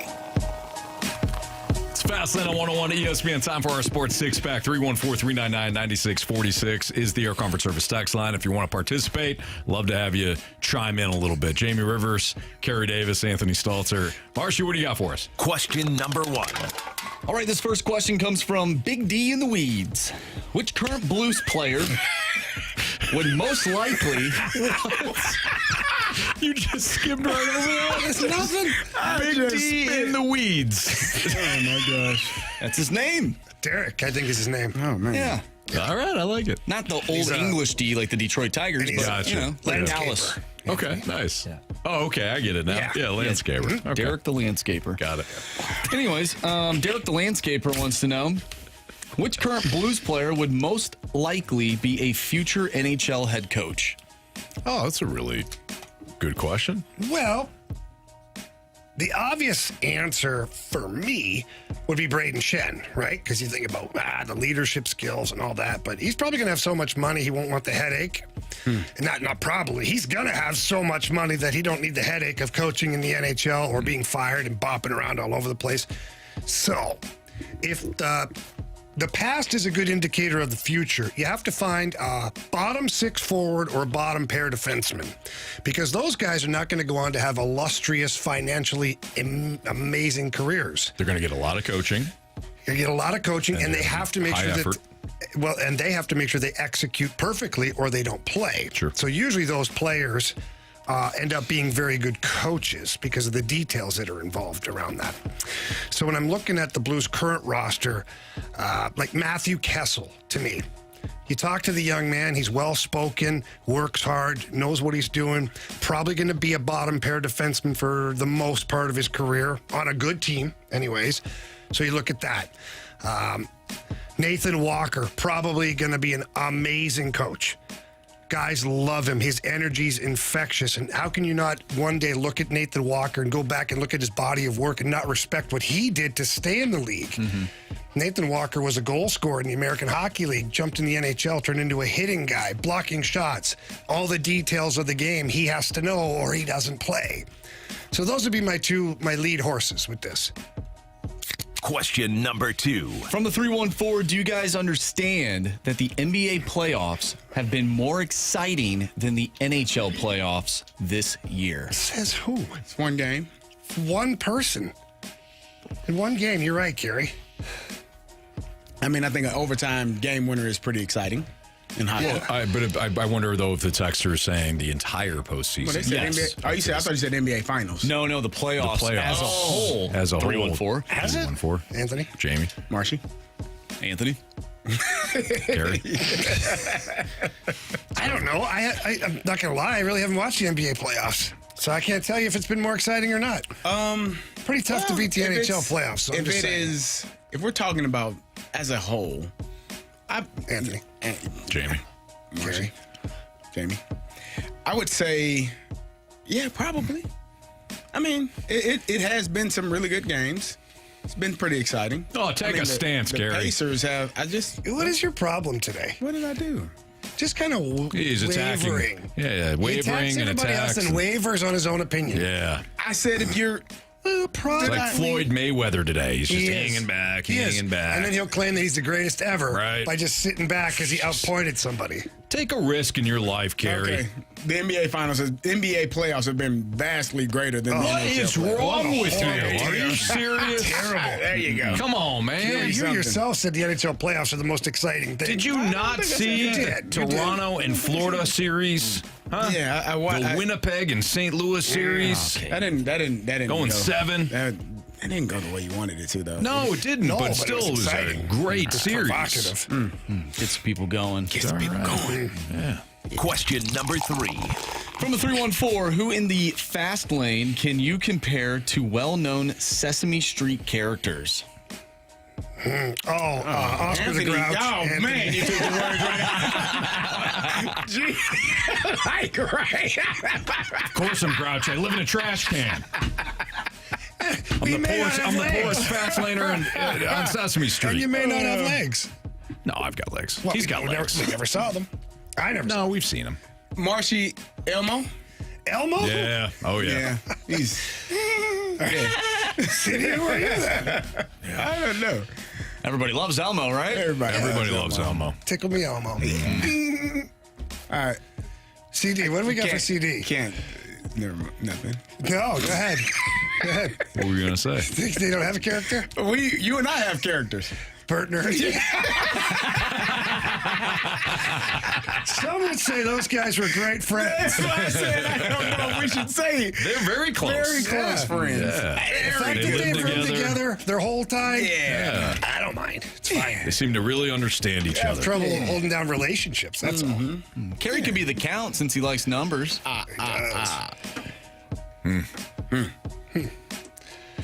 Oh, Walt Gator says in the Snake Pit, BK and Ferrari or Bert Nern.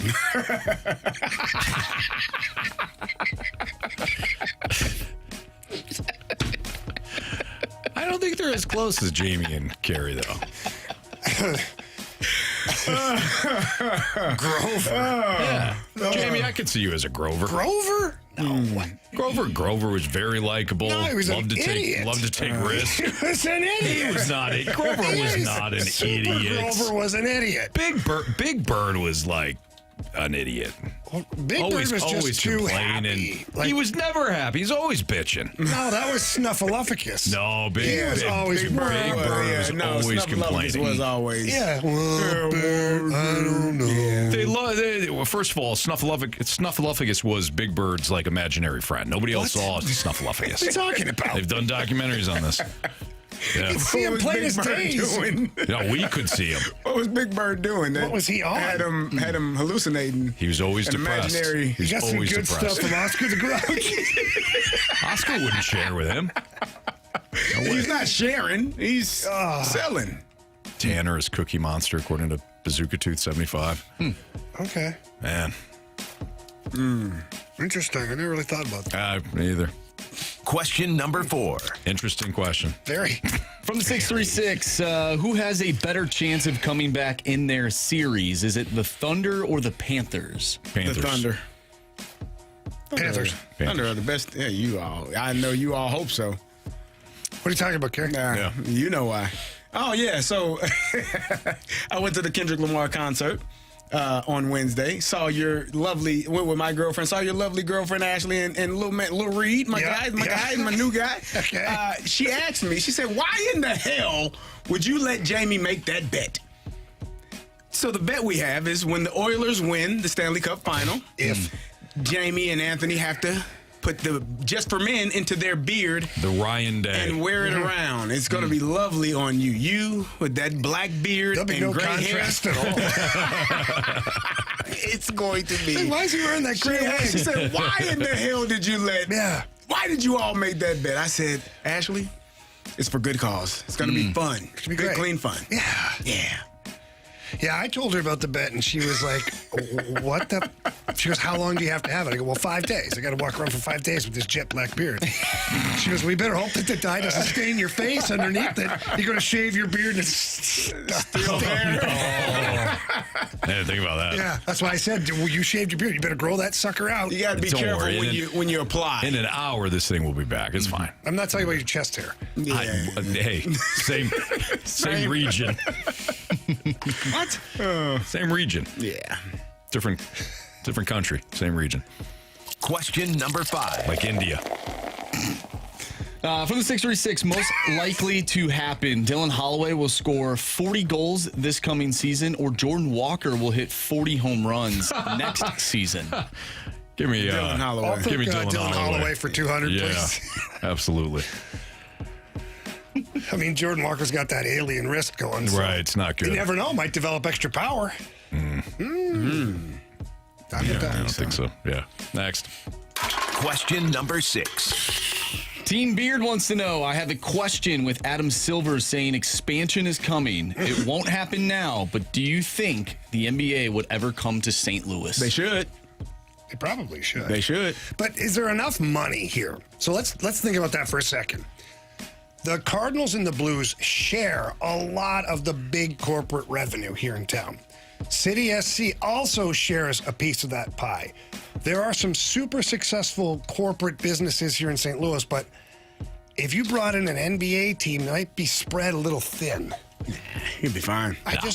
I worry. I think they should. I don't know if they will. We'll sponsor him. The Fast Lane? Fast Lane will, Of course. What do you think they'd be called? Did you get that approved, or? He didn't. We'll ask for. You don't ask for permission. You ask for forgiveness. It'll be okay. That's a great motto to live by. And we'll name them the Archers. Yeah. What? He's trying to. He loves been the pushing Archer this thing. Archer conversation. Like a bow and arrow? Yeah. Terrible. That's terrible. But the logo is like the arch. Has 'cause nothing to it's- do with St. Louis at all. You're not capturing any of it. Terrible. I don't like Sorry, Andrew. It's a play on words. It is. It's a bad one, but it's. I get it. I didn't come up with it, but There's nothing fierce about Hawkeye. You know what I mean? Like, let's just. what about Let's not. maybe not Hawkeye, but Green Arrow? Even worse. No, he's cool. Not cooler than so many others. You know. It's fair. You bowed out pretty quickly on that one. I was surprised. I was expecting more of a fight on that. So, speaking of our guy Marshy, Marsh is not alone on this, but Marsh is very ticked at the NHL and the NBA for one very specific reason. He'll tell you why next on 101 ESPN.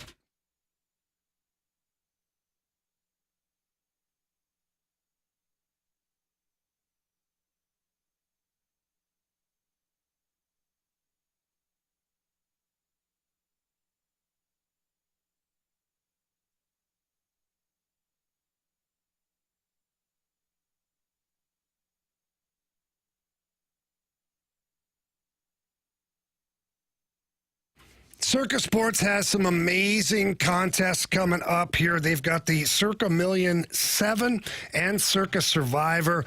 What that is, there's $21 million in guaranteed prizes with the Circa Million and Circa Survivor contest. There is no rake. So if entries go above the guarantee, all extra money will go to the prize pool. Entries open May 23rd, and they continue until September 6th at 2 p.m. You must register in person at Circa Sports in Las Vegas, Nevada. By the way, you'll thank me if you check it out. It's an unbelievable casino. You're going to absolutely love it. Weekly picks can be made through a proxy from anywhere. Sign up in Nevada, but play from anywhere. And Circa Sports is an amazing sports betting app as well as a great casino. On the app, they've got great lines on their futures, tight money line splits. They always have the best odds, which equal the biggest payouts. So please get to the Circa Sports website, download the app, get more information on the two contests coming up, the Circa Million and Circa Survivor. You'll absolutely love playing Circa Sports. If you or someone you know may have a gambling problem, call 1-800-GAMBLER or text ILGAMB to 833-234.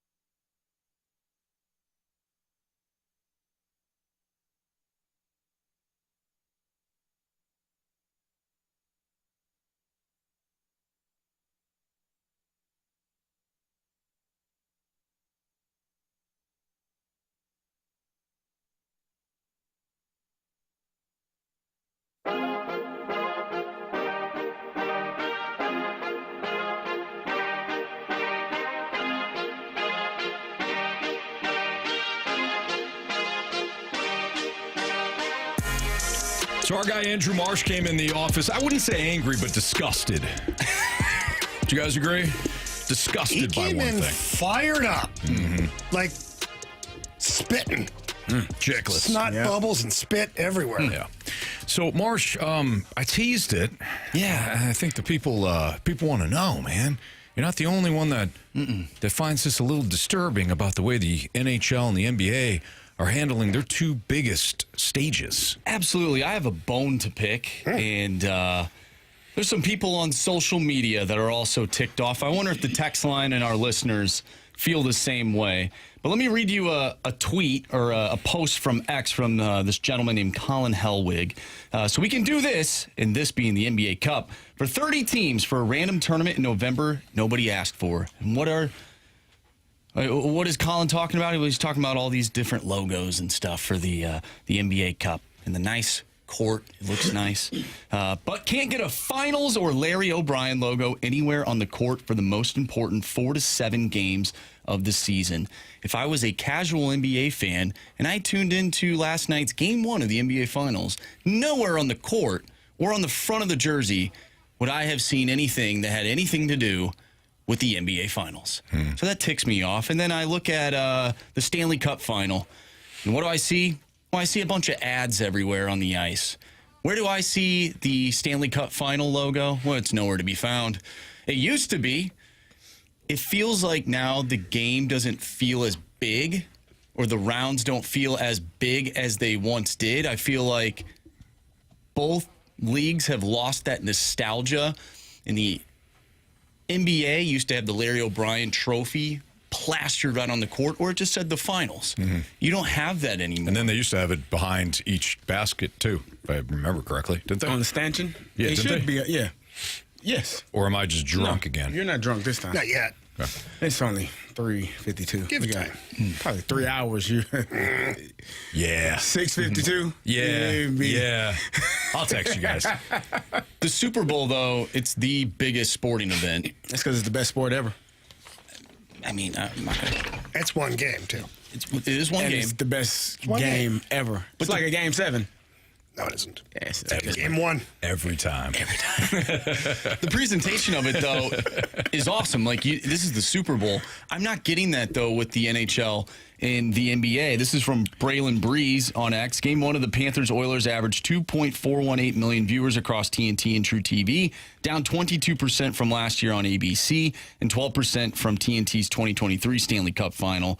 Wednesday's game is the least watched non-COVID Game 1 since 2008's Detroit and Pittsburgh Stanley Cup Final, which aired on Versus. Now, I have no idea if that has anything to do with the game presentation or the ice or the NBA court or anything like that, but I feel like both leagues are lacking nostalgia, and it's those little things to the viewers that matter. Maybe not everybody, but someone like me, and maybe there's someone out listening right now, that stuff matters, and they're missing it right now to throw a bunch of ads and try and create revenue. It just doesn't look good. It doesn't look good at all, and I don't like it. Well, there are some people that says that, like Tim, the Toolman Taylor in the Snake Pit said exactly, Marsh, you're 100% correct.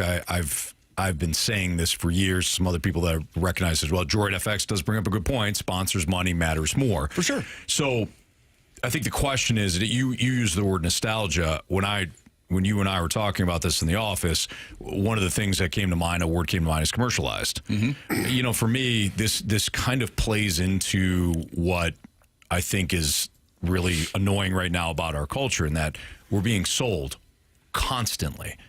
And maybe it's just always been this way, and, I was too young or too naive to realize it, but we are being sold constantly.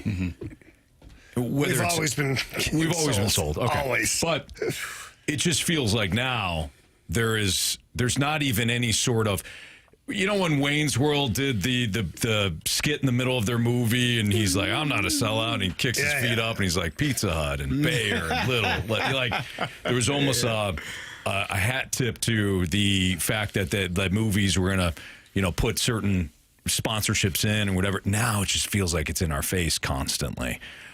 So I think that part of it, just being commercialized, sucks, or being sold to constantly sucks. It's the vehicle. Reality. The vehicle for the sales has changed. So growing up, I remember that, like every sports event that you had, you'd have the cigarette ads, the alcohol ads, all that stuff. But everybody used to buy the program at the game too. Whatever it was in the program was filled with advertising. Yeah, very true. Too. Yep.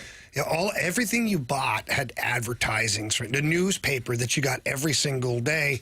You pull out the sports section, it would have advertisements and all that stuff. You pull out the middle of the paper was nothing but ads. Sure. Commercials. People used to watch commercials. Well, you used to have to. Yeah. You couldn't skip through it. You couldn't record it, watch it later, avoid the commercials. You're right. So the vehicle for the advertising, it's always been about the money. It always has been. That's how they pay the bills. I get it. But now the vehicle has changed to where you're not paying attention to commercials, or you're streaming the game, and in the commercial it just goes to a blank screen and welcome back. And so how are they supposed to do it? So now they've digitized the boards. I don't mind that. It looks good. But I'm just talking about different ways they do it. For sure. And then the logos on the ice. You think they're on the ice. They're not. Every period the logos are changing. And now the players have to wear the logo on the helmet, the jersey, the vehicle for the sales pitch has changed. You're right. You're That's all. absolutely right. Now, does it have anything to do with the viewership? I don't see any connection to it personally. Do I think that they should do it up a little more?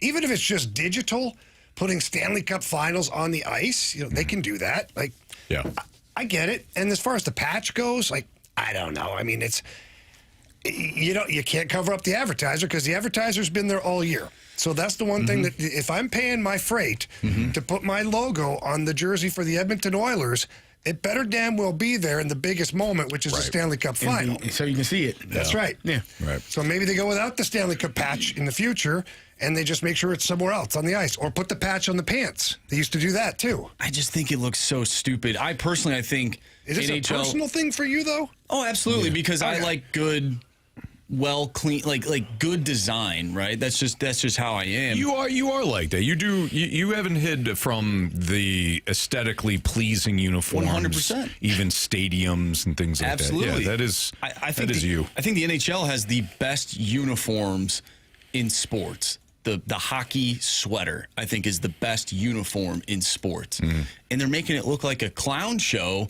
with all of these advertisements. Imagine if they started putting a bunch of ads on NFL jerseys.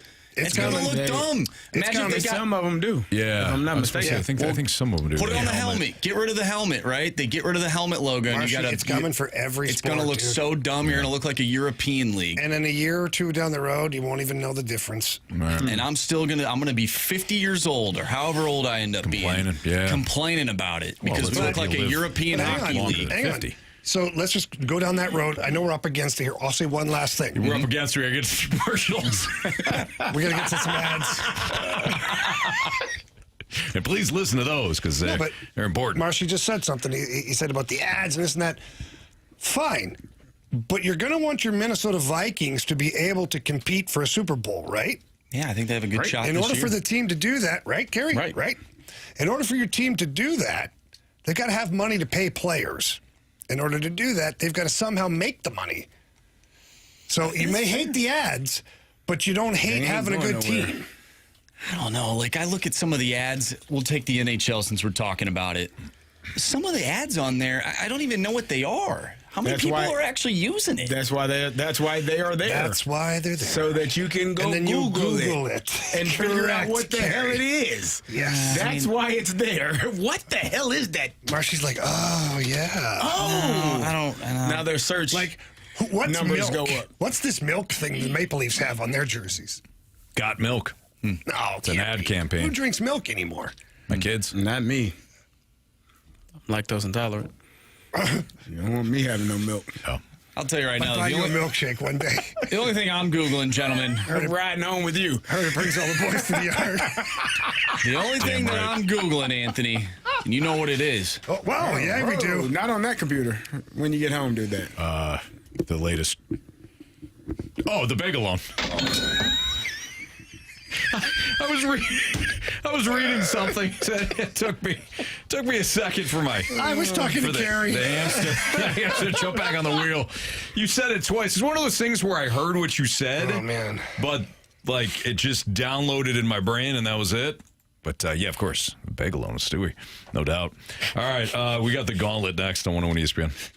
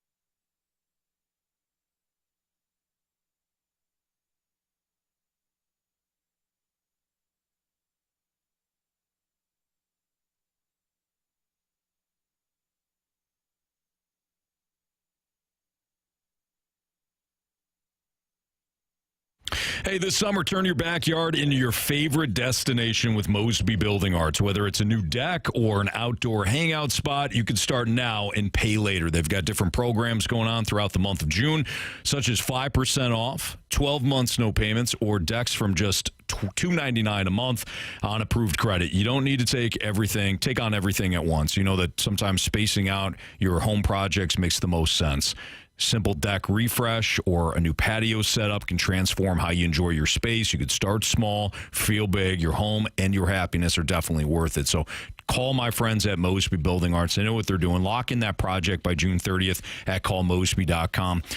Trust me on this one. Mosby Building Arts, they're the right remodeling company. They do a phenomenal job. We saw that in our household when we had some doors replaced. They did a great job fixing a leak in our basement, and the work was all guaranteed. And if I know if there's any sort of issue that pops up, not that I feel that it will, but if any issue pops up, Mosby will take care of it. That's what they do. There's no hidden cost. The construction team is phenomenal. Call Mosby Building Arts right now for that outdoor living space or that deck. They'll do a great job for you. Mosby Building Arts, the right remodeling company.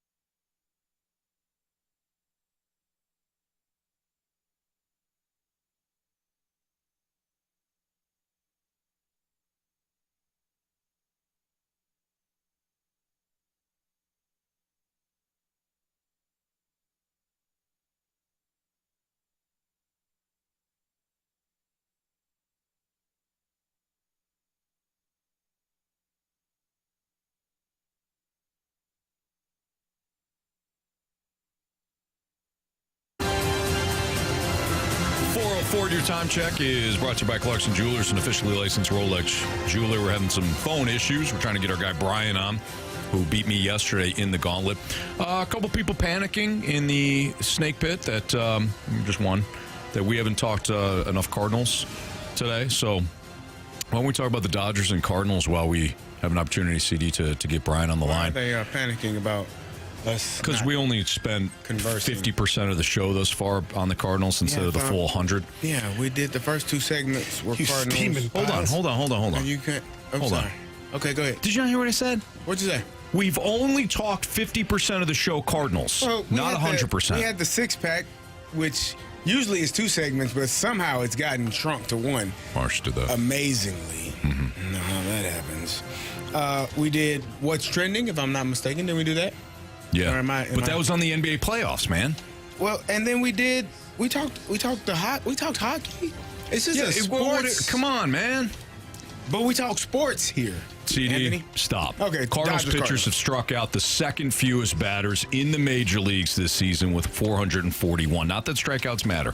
The Cardinals will seek more punch-outs on Friday when they continue their 9-game homestand against the Dodgers, a team that is certainly tough to strike out. Okay. Cardinals started this stretch by losing 2 of 3 games to the Kansas City Royals while allowing 22 runs. That's a lot. You're about to face the Dodgers, who don't punch out a whole lot. Toronto doesn't punch out at all. So this is going to be a really good stretch for us, says Cardinals manager Ollie Marmol. It's going to be a good test, one I'm looking forward to. Cardinals open up the series with its most overpowering pitcher in Sonny the Man Gray, 6-1 with a 3.65 ERA. After allowing the Philadelphia Phillies to score 7 runs in 3 2/3 innings on May 14th, Gray allowed just 3 runs in 19 innings. His next 3 starts, he struck out 25 batters and walked 2 during that span. Cardinals-Dodgers tonight, Busch Stadium. Thank you. We'll get more into your Redbirds. I know. Brian's on the line. I get it. They landing me. Well, he just keeps powering through. No, hold on. I'll do this. Dodgers. Brian is on the line right now. This is why it's his show. He knows the man knows what he's doing. I have to breathe. Sometimes you get focused on the wrong things. I'm sorry for trying to help, Anthony. Dodgers. Brian's on the line. What's up, Brian? What's up, Anthony? How are you guys? I'm not good. We were They're fine. fussing at him. Yeah. He's not okay. I'm not fussing at. Who the hell are you? See, now you're fussing at me. Yeah, because you're starting to throw gas on the That's fire. a good point. It's a good way to phrase that. He's fussing at me. Hey, we need to come together or Brian's going to win. I'm rooting for Brian. You are a terrible team. It's horrible today. If he's going against Jamie. If not, so spiteful. Go CD. Throw that Marsh. ball at you. Brian, how are you today? I'm good. I'm real good. Flashback to Chuck, way too much Cardinals talk. All right, Brian, you dispatched me easily yesterday. You got through me. Would you like Marsh, Carey, or Jamie today? And just a heads up, Jamie's a tad pissy. So. Well, that's funny. That's funny because I was going to go Marshy, and on the drive home, the last 20 minutes, I'm like, man, he's got a lot to work through today with the archers and the logos. I'm like, I'm going to let him work through those feelings. Oh. Cool. And I was going to go Jamie, and now Jamie's got some feelings. So, Carey, you're on deck, man. Let's do this. All right, Brian. Carey Davis. Good luck. Good luck, Carey. All right, so Brian, round 2. Today versus Carey Davis. Brian, go ahead and tell Marsh to spin that wheel. Marsh, let's spin that wheel, buddy. All right, I was not in the room yesterday when this was asked. What do you want, Brian? I'm gonna tell you I want random, Anthony. Okay. All right. Well, you did well yesterday in random. So, Anthony, yesterday... I don't want it. Hang on. Anthony, yesterday he said, I don't want random. I don't want random. And so the wheel spun random. Today, Brian tried to fool the wheel. Well, I want random. What is the one thing the wheel can identify? Oh, BS. BS. Brian, the category today is random. You brought this on yourself, buddy. I'm speechless. I'm sorry.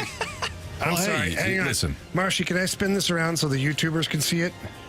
To me? No, to the screen. Oh, yes. So they can see that it actually spun random.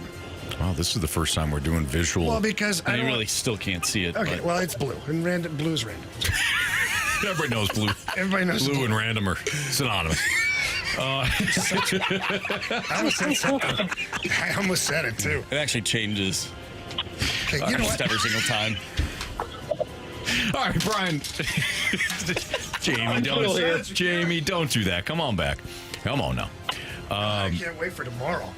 Brian, 4 questions. 4 questions, all random. Each question is worth 2 points unless you ask for the options. If you ask for the options, those questions are worth 1 point. Are you ready? I'm about as ready as we're going to be. All right. The WNBA's 13th franchise, based in Golden State, is known as the... What's the team name for Golden State? Options. Valkyries, Cadets, Legion. What state was that again, Anthony? So California's the state. Golden State is the team name. We're looking for the nickname. Let's go with the first one. Option number 1. Valkyries? Yes. All right. All right, Brian, question 2. Identify the brightest star in the Ursa Minor constellation. Just talking about this the other day.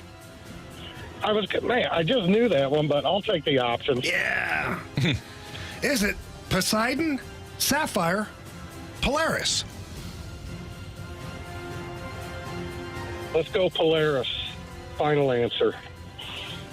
Question number 3. Can you tell us the 2003 movie in which Jessica Alba's character dreams of making a name for herself as a hip-hop choreographer?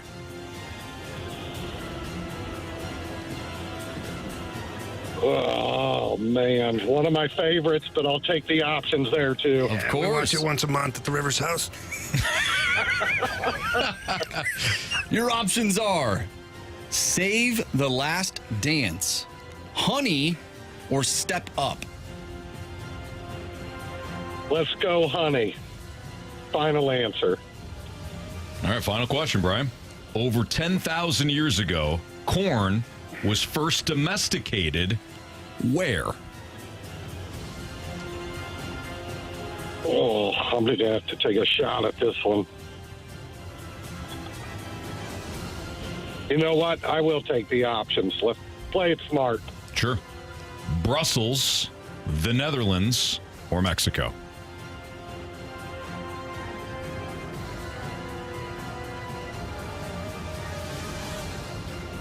Brussels. Final answer. All right. Let's bring back Carey from the Cone of Silence. Brian, how you feeling? Crap sandwich. Oh, no. All right. Carey's back. Carey's. Laughing your ass off. What is so funny, huh? Huh? You guys friends with Brian now? Yeah. It's like that when people are laughing and you're like, hey, you guys talking about me? No, that's fine, Carey. That was funny what Brian said about you, though. That was wild. Carey. Download the podcast. Yeah. Your category today is random. Again, eh? Yeah. It's Brian's fault, too. Oh, it sounds bad. All right. Let's go. All right. Question 1. The WNBA's 13th franchise, based in Golden State, is known as the...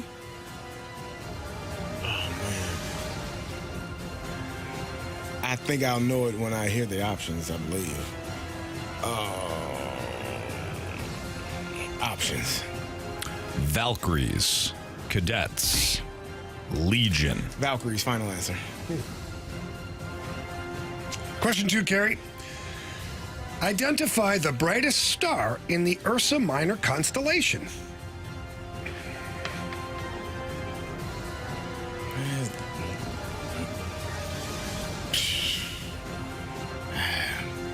Options. Poseidon, Sapphire, or Polaris?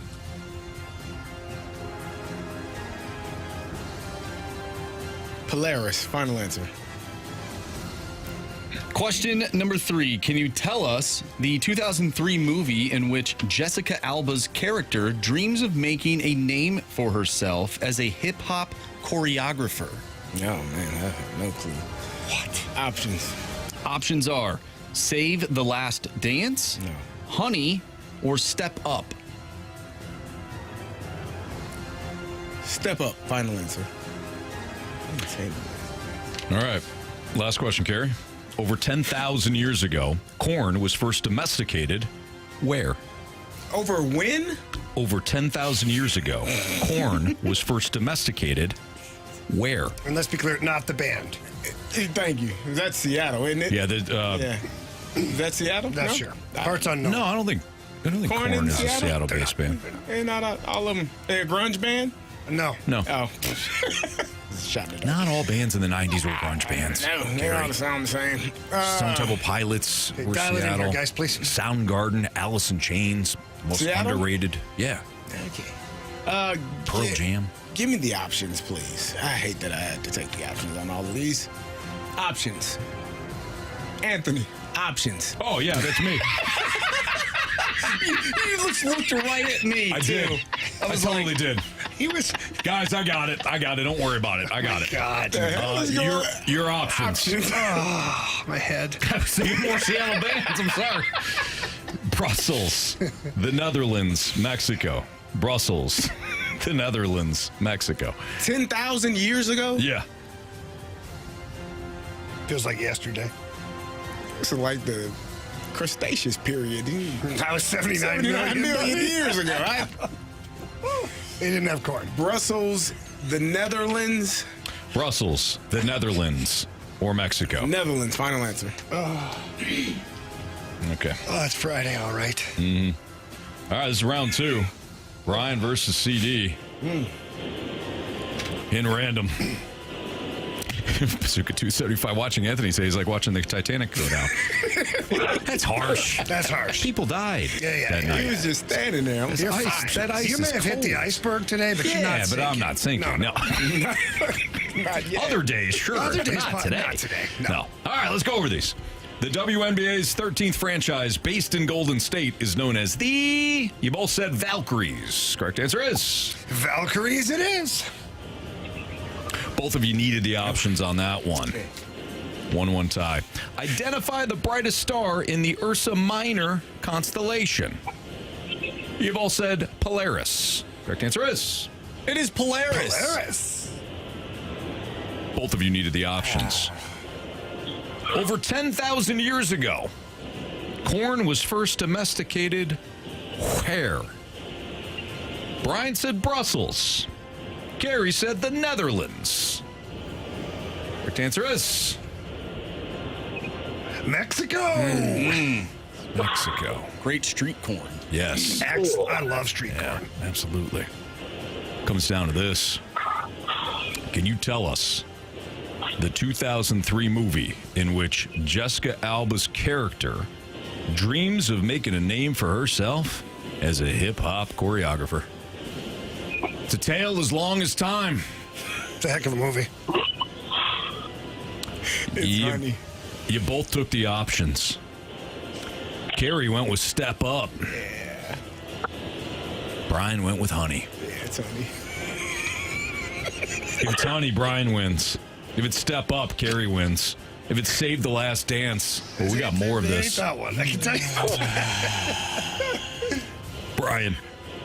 You have chosen wisely. Yeah, correct answer is... Oh, it's Honey. It's Honey. Yeah. When it just clicked on. Did you finally realize what Step Up is? Yes. And you're like, oh, that ain't her. Step Up, isn't that...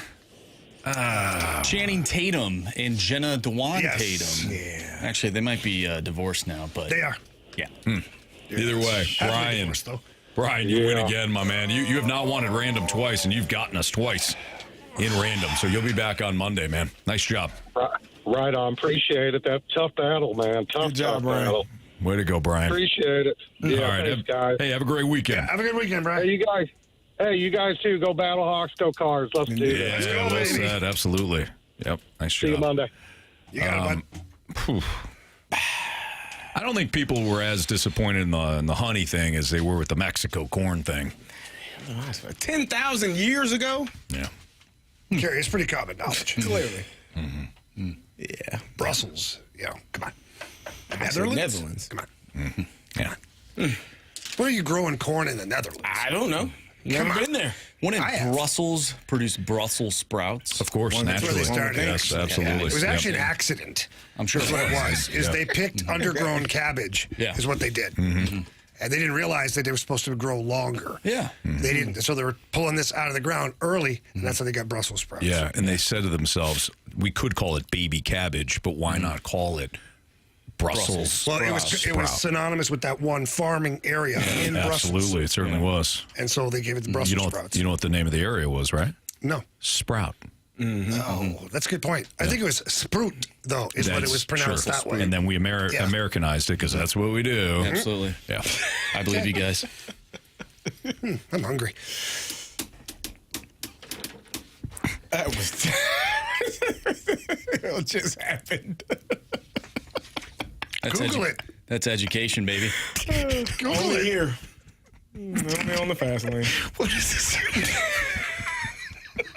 What is the ceiling if the Blues just simply run it back next season? That's next, though, on ESPN.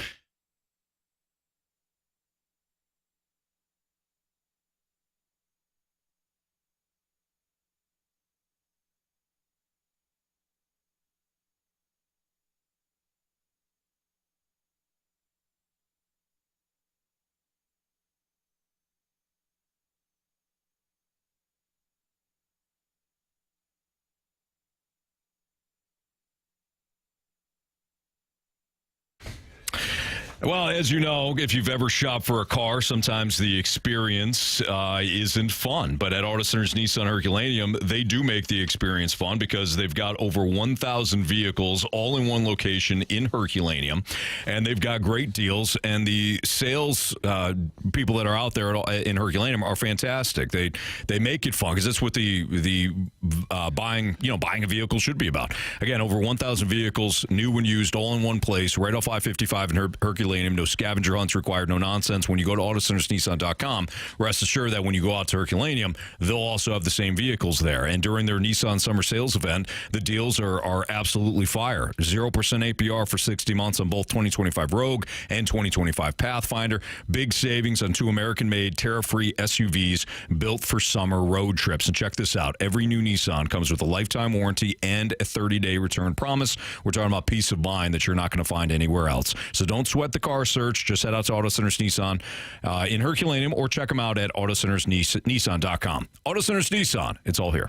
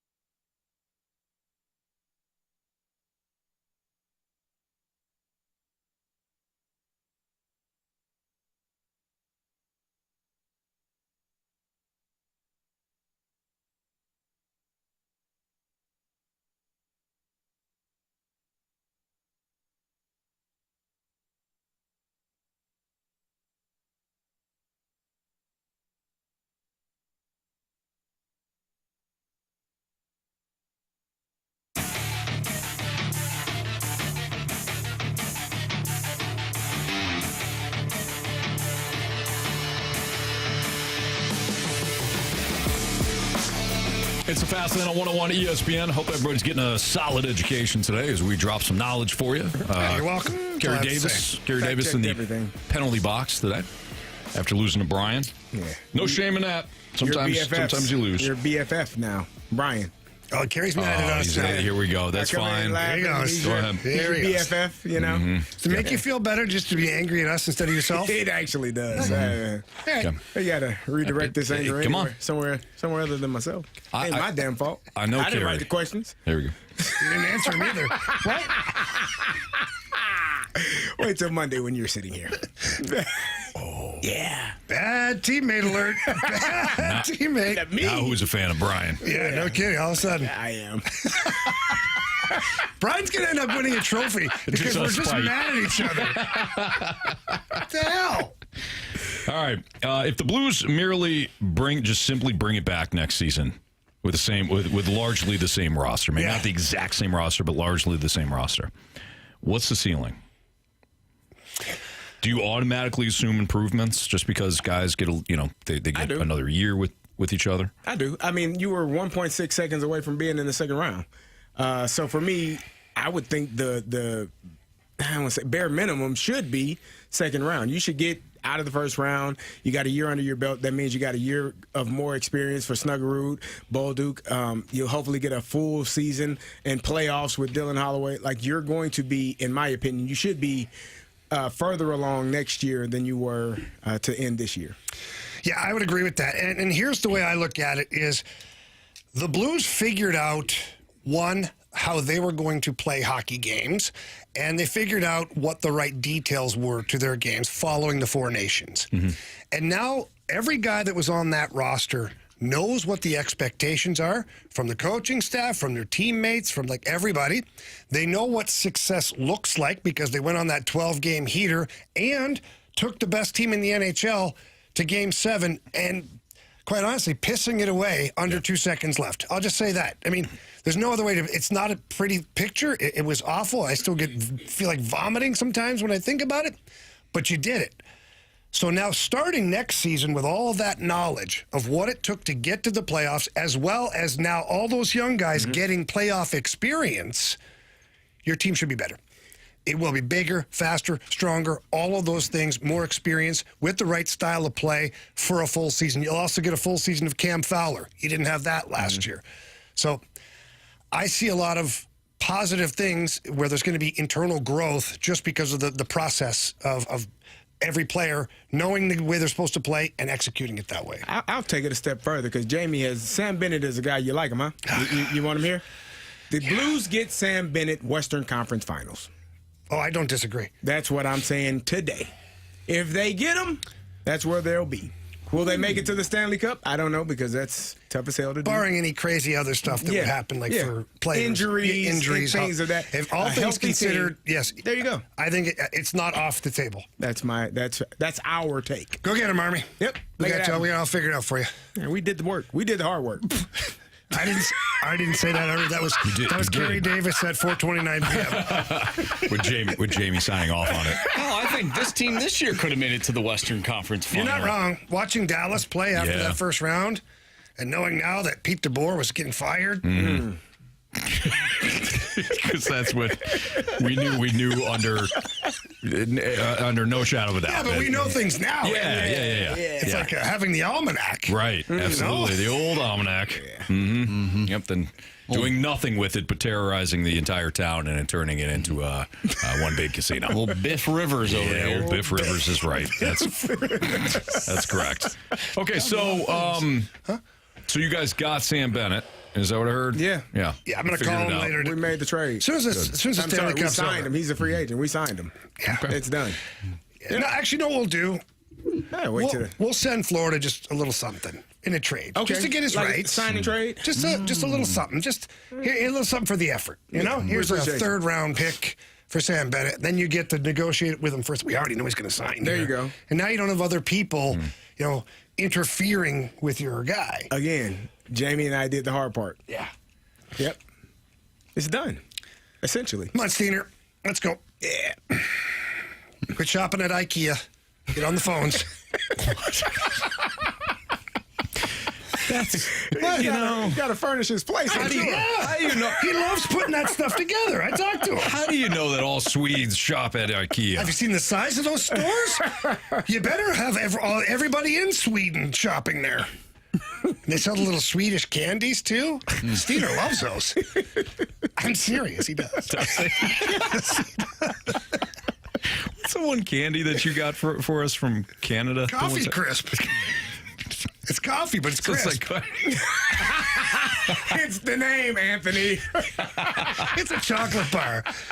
It is good, though. It's kind of like your wafer, like almost like a wafer cookie. No, it's way different.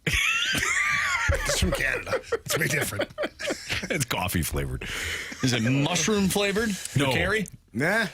Because I had the Carey loves coffee. mushrooms. Yeah. Coffee. Things going a little bit haywire down here for the coffee machine. So, Oh. yeah. You know about it, Jamie. All right. We've talked about it. Hey, guys. Hey, something had to give. Let's get back to these Cardinals. No, we have to. Let's go back to these Cardinals, okay? We don't talk about them enough. We don't talk about them enough, and I'll tell you somebody that we don't talk about enough. Ryan Vilade. Let's talk about him. Let's dig into the numbers. We're sure that's why you pronounce his name, right? Yeah, this time. Yep. Does having Ryan Vilade on the big league roster go against the Cardinals' 2025 plan for youth? Keep Taylor Motter off your roster. For the Utes. The answer is yes. That's next on 101 ESPN.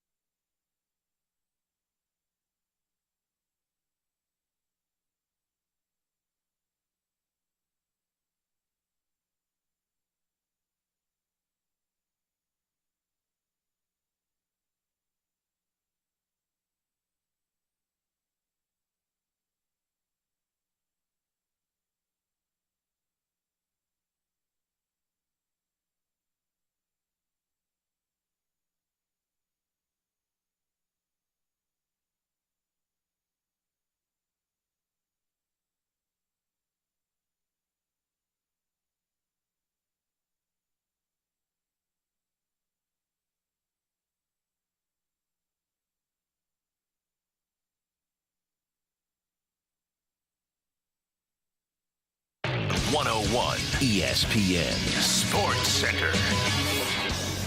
I'm Andrew Marsh. It's time for a Sports Center update driven by Johnny Londoff Chevrolet and Johnny Londoff Autoplex. The Royals defeat the Cardinals last night by a final score of 7-5. The Cardinals will take on the Dodgers tonight. Sonny Gray on the mound for the Redbirds. 7:15 first pitch.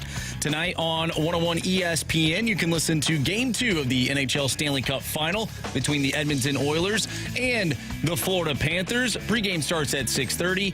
Puck drop is at 7. I'm Andrew Marsh, and the Sports Center update is driven by Johnny Londoff Chevrolet and Johnny Londoff Autoplex. See them at londoff.com. Chevy, together we drive. Are you kidding me?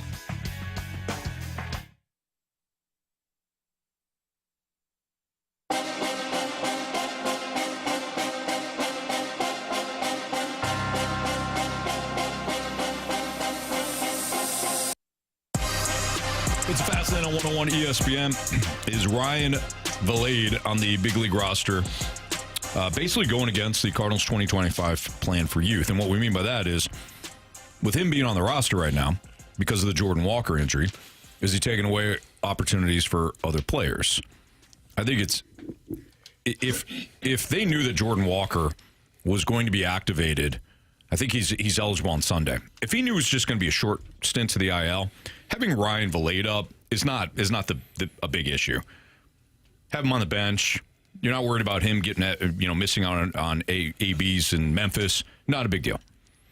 But if this now extends a little bit more with Jordan Walker, if you're preaching development for young players, why isn't Nolan Gorman your second baseman right now? And Donnie in the outfield? Donnie in left, Newton right. If it is about development, put your feelings aside about Nolan Gorman, because I know there's a lot of angst around Nolan Gorman. Carey. No. But put your feelings aside and just look at this from a logical standpoint. If you're saying to the fan base, it is about player development, youth, all of that, why wouldn't, when an injury occurs, you continue down that path? Because a natural opportunity has been created for another young player. In this case, it's Nolan Gorman. Or you could just put Alec Burleson in right field. That too. Like, you have the capability of not bringing a player up. You can bring him up for the roster spot and be a bat off of the bench if you needed that. But like you're saying, if the goal was to get younger players more opportunities, Nolan Gorman, Alec Burleson, like they're platooning, and you have an opportunity right now for them to play pretty much every day. Right. So Anthony, I don't have an answer. I don't know. They must know something. Maybe they don't feel comfortable at all with those guys facing lefties, but that's part of the game. You have to be able to hit. Yeah. You can't, I don't think. I mean, we're not going to see Shohei Ohtani come out of the game when Steven Matz comes in, are we? I don't know if we use Shohei Ohtani. I'm just saying. Why, his WAR's too high, right? Yeah, I know. Yeah, I get it. His WAR's too high. I'm not falling for that again. Yeah. Nah, I'm saying. I'm not. I ain't doing it. If you can play, you can play. Doesn't matter who's pitching. Yeah. Doesn't matter what side of which arm they have, whether they're righty or lefty. Yeah. So for me, watching, how do you get better if you don't do it? We talk about that when you're hiring people. Oh, you don't have enough experience. Yeah, dummy, because people like you won't hire me. Mm-hmm. How do I gain experience? How do you get better? It's a very frustrating process. It's the worst ideology I could think of. Mm-hmm. I won't hire you because I don't have any experience. I know. Somebody hasn't hired me. At some point, somebody's got to give me an opportunity here. Right. It's called give me a chance. If I fail, then fire me. Yeah. Right. So that's what I'm saying in terms of Gorman and Alec Burleson. How are they ever going to get better in-game hitting lefties if they just never hit lefties? Right. Or is that the role that you want them in? They're going to be bats off of the bench versus a righty late in games, and we'll go that route. Jeez. Yeah, Jamie. Yeah, I have a question. Maybe it's a horrible question. I don't know. No such thing. But there is, trust me. So you're the Cardinals, and you're apprehensive to bat Burleson or Gorman against a lefty. So that would mean that Vilade's numbers are probably off the charts, right? Absolutely. As a righty batting against lefties? I don't think it. How you all just sounded. What? Oh, I think Jamie's about to read off some pretty eye-popping numbers for Ryan Vilade when it comes to find them. I just lost them. Oh boy. Okay. But his WAR, Carey, was like in a minus category. That's not good, Carey. Yeah. Clearly. So my point is, as we can try and surf for the numbers, maybe Anthony, you're faster at that. If I'm the smart one, we got issues. No, but my point is that you usually this season. Yeah. No. He doesn't have a hit yet this year. Okay. You know what, Carey? Hang on. Carey. Full stop. He does have a walk versus a lefty, though. Okay. So full stop. We're good. So 0 hits. And this is not about Vilade. I'm not trying to dog on him, okay? This is I feel like we've done this with Taylor Motter. We did it with Taylor Motter. We did it with other players, too. I got the numbers if you're ready. The 0 hits, Anthony, is all I need. Well, it's all I need. Platoon splits in 14 games, 35 plate appearances against lefties. He's hitting 161. Okay. One homer, though. Are you telling me, and correct me if I'm wrong, are you telling me that Burleson and Gorman can't hit more than 160? Tell me JC can't hit a curveball? I'm trying to understand this. Like, help me understand why you have 2 really good young players. Alec Burleson, I really like Burley as a player. Yeah. Yet you've got Vilade playing ahead of Burley because somebody's throwing the ball from their left hand. Right. And the numbers, by the way, don't support your decision. The only thing that supports your decision is the bare minimum of what a platoon looks like. Absolutely. Is pick a guy who hits the other way. Mm-hmm. Burley is I don't get it. Batting .201 versus lefties with 3 home runs. But to Jamie's bigger point is Alec Burleson's going to be in your organization. Nolan Gorman is going to be in your organization. Ryan Vilade is he's here because Jordan Walker's hurt. And he's here simply because he's a right bat. Right. That's it. If Burleson was a right bat, he wouldn't be called up right now. No. Burley would just automatically be slotted in right field. Yep. So it doesn't make any sense to me. That's where the better player. That's where the silliness of this platoon and lefty righty bat and lefty righty pitcher. That's where the silliness is risen too high on the food chain. Let's if the 0 hits doesn't do it for you, let's simplify this. Tonight against the Dodgers, with Jordan Walker on the IL, both Alec Burleson and Nolan Gorman are on your bench. Mm-hmm. And Ryan Vilade is in your lineup. So, good luck. Watch, they'll win 5-1. All right, Fastlane, it always happens 3 that for way. 4 with a homer. It always happens that way. Anybody take Vilade to get a home run? Did you, Marsh? If Vilade hits a home run, I'm not coming in tomorrow. Same. And you know what? We're going to take off the Sunday, too. The next day, too. I don't care. If he hits a home run tomorrow, I'm actually going to be genuinely mad. Because I picked him yesterday to hit a home run. Dr. Santon, we need Jamie, Mo, and Ollie locked in a room together drunk. That'd be good. That would be good. Film it? Yeah. That'd be fun. That would be real fun. All right. They'd love me. So maybe just Jamie drunk. I've had that happen before. I was so drunk I couldn't find the door. I stayed in the room. How'd you end up in this room? Couldn't find the door. Oh, you were out of there, buddy. Hey, guys. 314 lets us know that Ryan Vilade is 1 for 2 off the Dodgers pitcher tonight with a home run. Well, how many years ago? Because remember, Brandon Crawford was like 1 for 3 5 years ago. And that worked out well. No, he got struck out, I believe. It was terrible. He got sent down. Waterboy says, if he hits a home run, Anthony and CD will do a Gridiron podcast. Deal. No, they won't. Deal. Tonight? If Ryan Vilade hits a home run tonight. Come back into the station. We will do a Gridiron podcast on Monday. Okay. Yes. All right. I almost want to have him hit a ding. I know what you're doing right now, Carey. You've got your phone in your hand. You're going to look at like your Monday schedule, and you're going to realize it doesn't work. You're going to be looking at it. Like, Anthony, I can't make it on Monday. No, make it happen. But again, Ryan Vilade has to hit a home run. Yeah. Speaking of CD, he played for a man that's all about the standard. The standard is the standard. Yep. Will Aaron Rodgers be the ultimate test to that? That's next on 101 ESPN.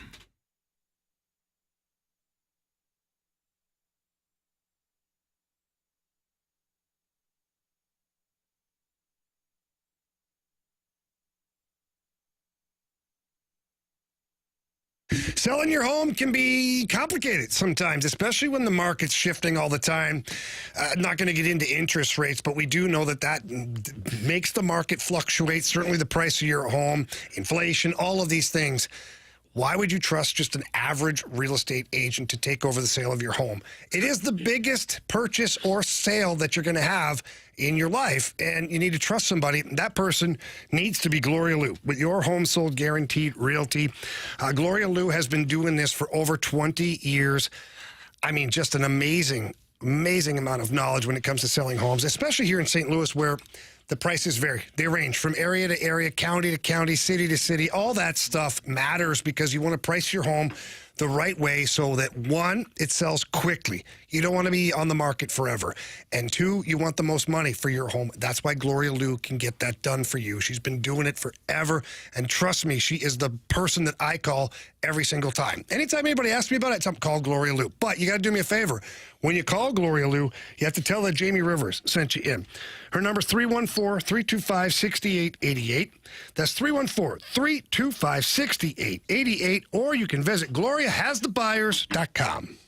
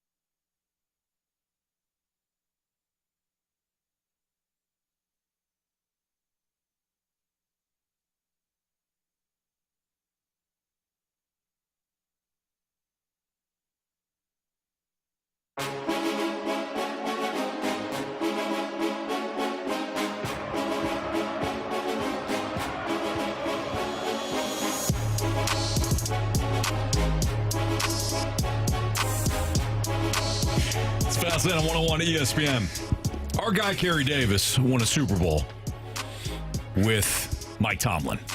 Something that Aaron Rodgers won't be able to say. He won a Super Bowl against Mike Tomlin, though. Yeah, that's true. Very, very good point. But after he signed with the Steelers yesterday, there's been a lot of chatter about Aaron Rodgers basically ruining that vibe that Mike Tomlin has. Oh, not yet. Give it a couple of weeks.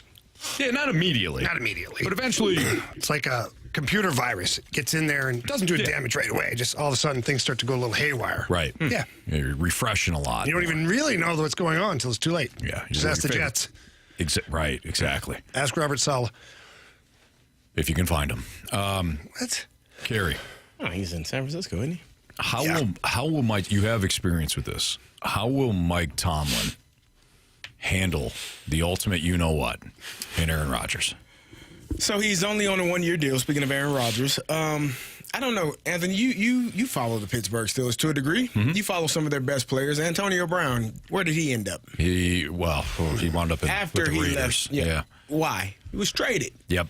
Great player. Mm-hmm. On the path to be a Hall of Fame wide receiver. Got him out of there. Chase Claypool. Maybe not Chicago. Not a Hall of Famer, but second-round draft pick. They actually sent that man to say the name of his replacement, which was George Pickens. Where's George at? Dallas. Deontay Johnson. How about him after he didn't follow through on the play where he just wasn't paying attention? Yeah, they sent him.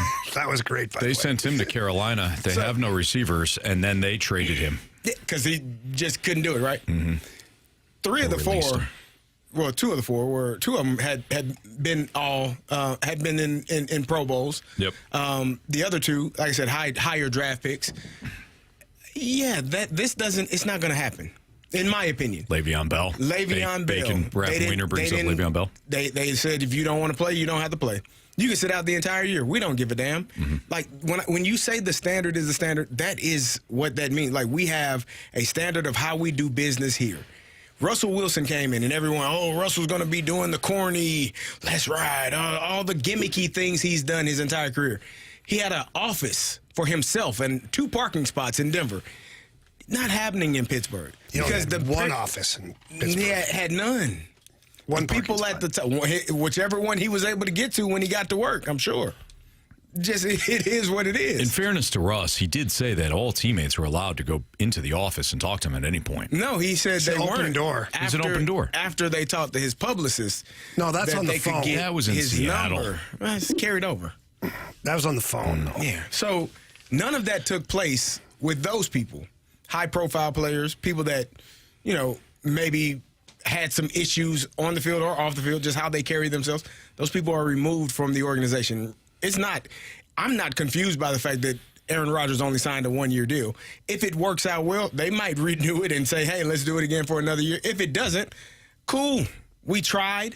We waited on the best player we felt that was available. There was not anyone in the draft that we felt moved the needle that we needed to go draft earlier in the first round or in the second round or in the third round. We drafted a quarterback in the 6th round in Will Howard, who is probably a player that can grow and mature into being a good quarterback by learning from one of the best quarterbacks, whether you like him personally or not. Is he weird? Yeah. Yes.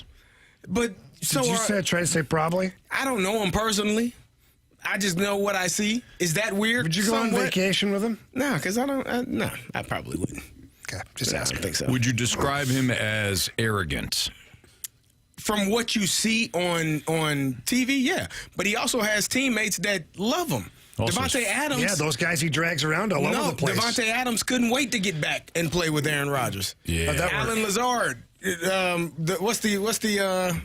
always forget his name. Randall Cobb. Yeah, but these guys are all terrible. Devontae Adams isn't terrible. He wasn't great. He was average now. Devontae Adams is on the track for being a Hall of Famer, too. Yeah, but he's average now. He probably will be. And they love Rodgers because he keeps dragging him around all over the place. It's just like Stephon Matteau and Brian Noonan loved Mike Keenan. Why? Because every team Mike Keenan went to, he drugged these guys along so he could crap all over them.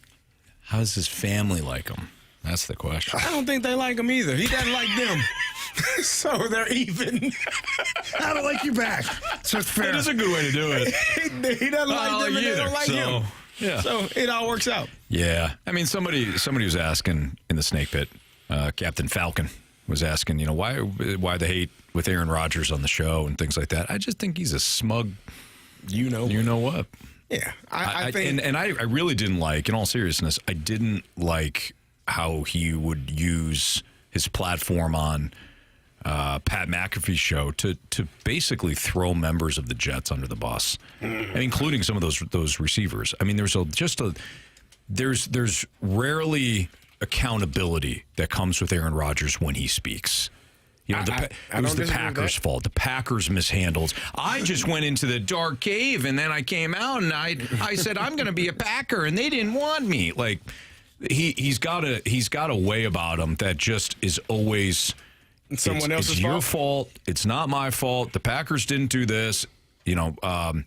What's his face there? And Mike. Oh, what's his name? Where? McCarthy. Mike McCarthy. It was his fault. They won a Super Bowl together. Mike McCarthy wasn't good enough. Matt LaFleur comes in. He's pretty good. Redesigns the whole offense around Aaron, which he should.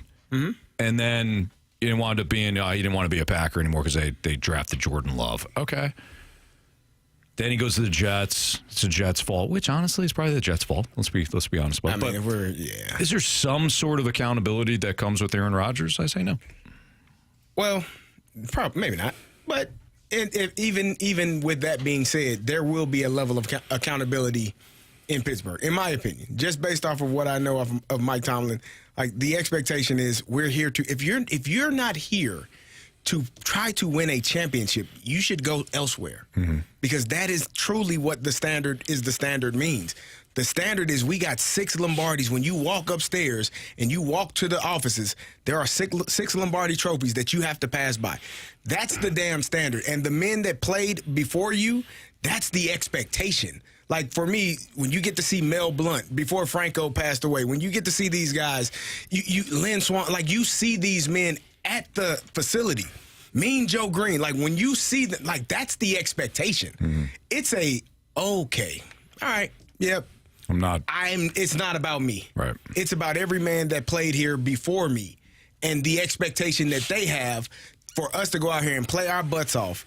And if that's not what we're doing, if we're focusing on everything else, I was on a conference call I told you all a couple of weeks ago, and Mike T was talking about when Cam Hayward sees Brett Kiesel, he lights up like a little kid, because those are the guys that you're playing for, the guys that played the position for you and how they played the game, and there is an expectation of not letting those guys down. Yeah. What does it look like when Aaron Rodgers sees Terry Bradshaw this year? He might punch him in the face. I don't know. TB. I don't think he will. Oh, Terry Bradshaw. Yeah. Yeah. I thought you said Aaron Rodgers. Yeah. Because that was a very strong worded interview. He didn't like it. He does not like the signing. I've never seen Terry Bradshaw in person. No? So I see him all the time on TV. I see him all the time on TV. I've never seen him in person. But I've seen Donnie Shell, like all of these former Steelers, Hall of Famers. I've seen all of them. So there is an expectation for how you handle your business and how you go about your business. So for me, I'm not worried about Aaron Rodgers being the Aaron Rodgers that he is, because when he's on the football field, are you winning games? Man, go do your podcast, whatever you want to do. Sure. You locked in on Sunday, on Thursday night, Monday night? Okay, we're cool. We cool. Yeah. Great. Well said there, CD. I will say this, and I'll say this to both you and Marsh. The opportunity of a lifetime has certainly passed you by. Here we go, Steelers. Here we go. Pittsburgh going to the Super Bowl. Here we go. I don't understand that. When Marshy became they can play the. I just think he likes to say it, sing the song. No, it's fun. Yeah. I told you guys the rules for that. Nah, it's better live. It is. No, it isn't. It is. Really isn't. Anyways, what I was saying was not the opportunity to sing that song again, but the opportunity to trade for Kirk Cousins. That's not an opportunity at all. That's just not what I thought you were This weekend series against Carey's Dodgers really show us where the Cardinals are in terms of being a contender.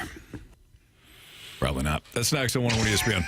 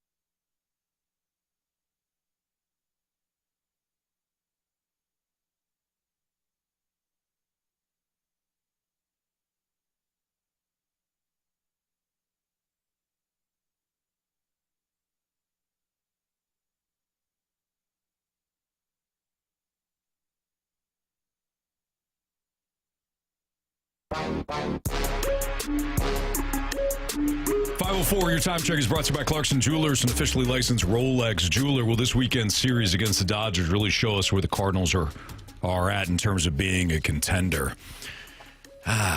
Maybe I'll feel different on Monday if the Cardinals take 2 of 3 or win the series. But, I mean, really, guys, over 162 games, it really is just three games. Oh, this is a big 3 games. So. It's the most important 3 games of the season. I mean, the other series, the Phillies. See what you did there. What? Go ahead. Go ahead. We're good. We didn't say anything wrong. I'm trying to talk about the Cardinals right now. We were. And how serious this is. You got the damn Dodgers coming to town. Season so far.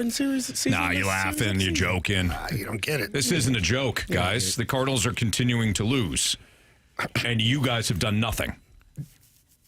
What the hell are we supposed to do? Something. What are you going to do? Do your damn job. How about you do yours? Lay some clothes on the couch and set out a prayer? Well, at least Marshy did it. Hey, now. That's weird as hell, but he did it. And what did the Cardinals win?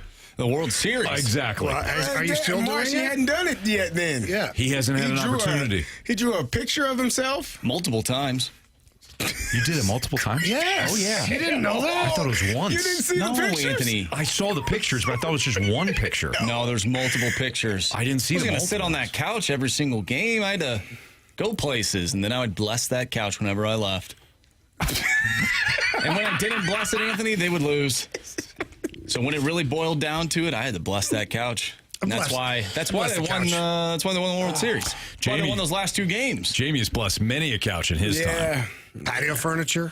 Mm-hmm. Jamie actually celebrates outside, which we've seen the patio furniture. He celebrates when those Cardinals win. Yep, absolutely. I do. Mm-hmm. Who wouldn't?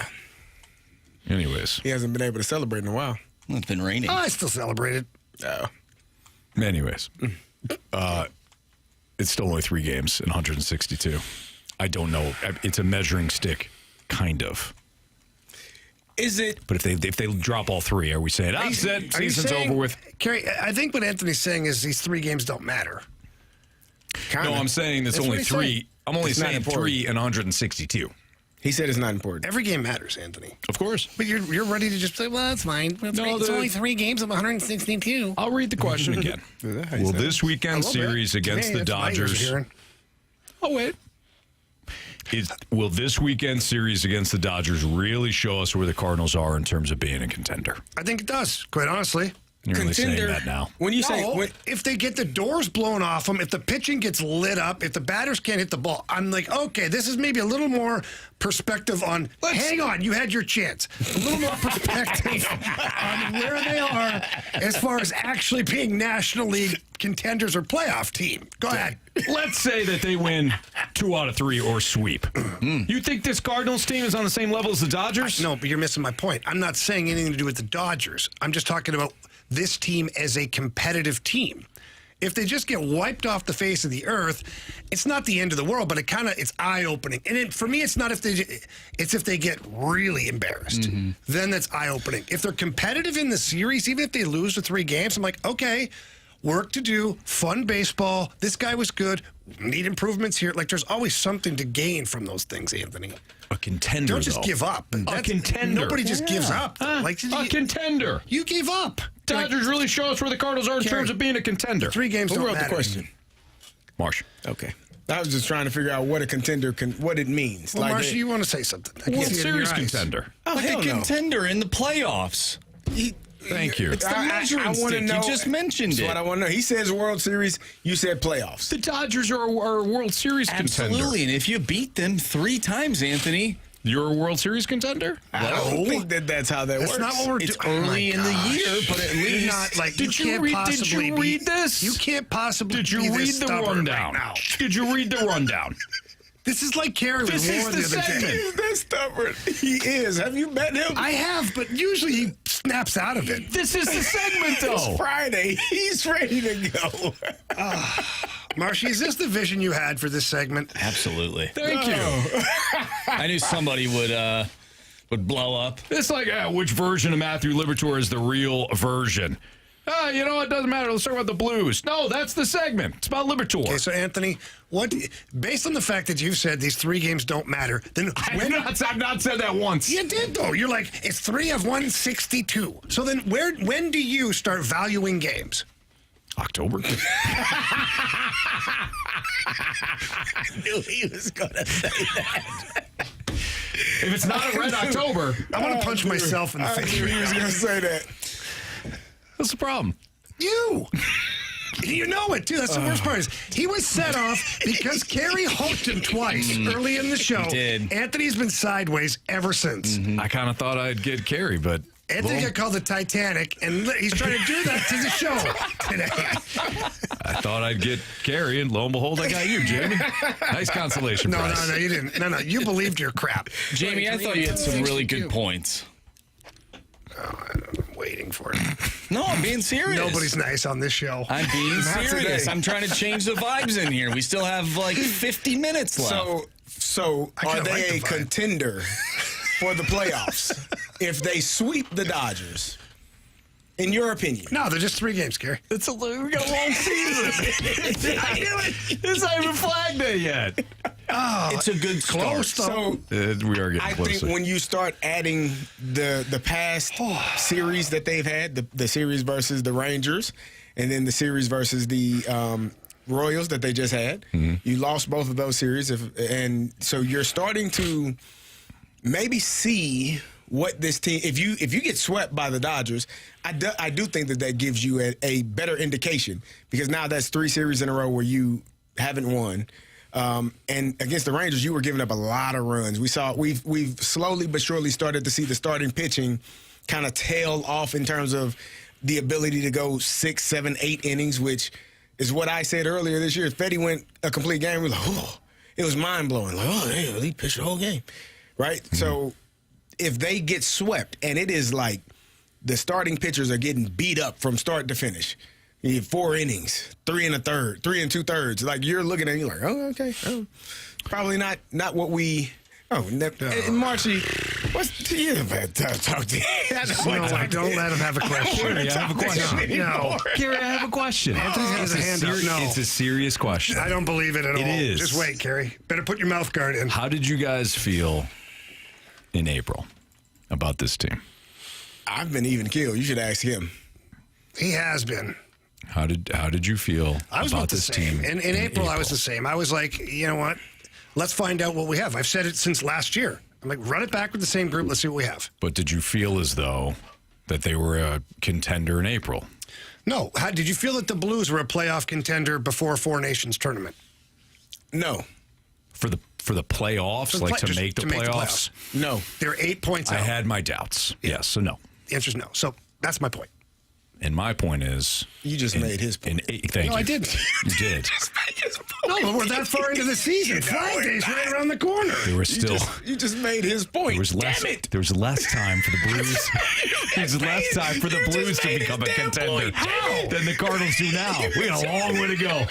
Just 3 and 162. As your counsel, zip it. Listen. I paid you way too much money to begin with. I'm going to speak. We're both going to jail then.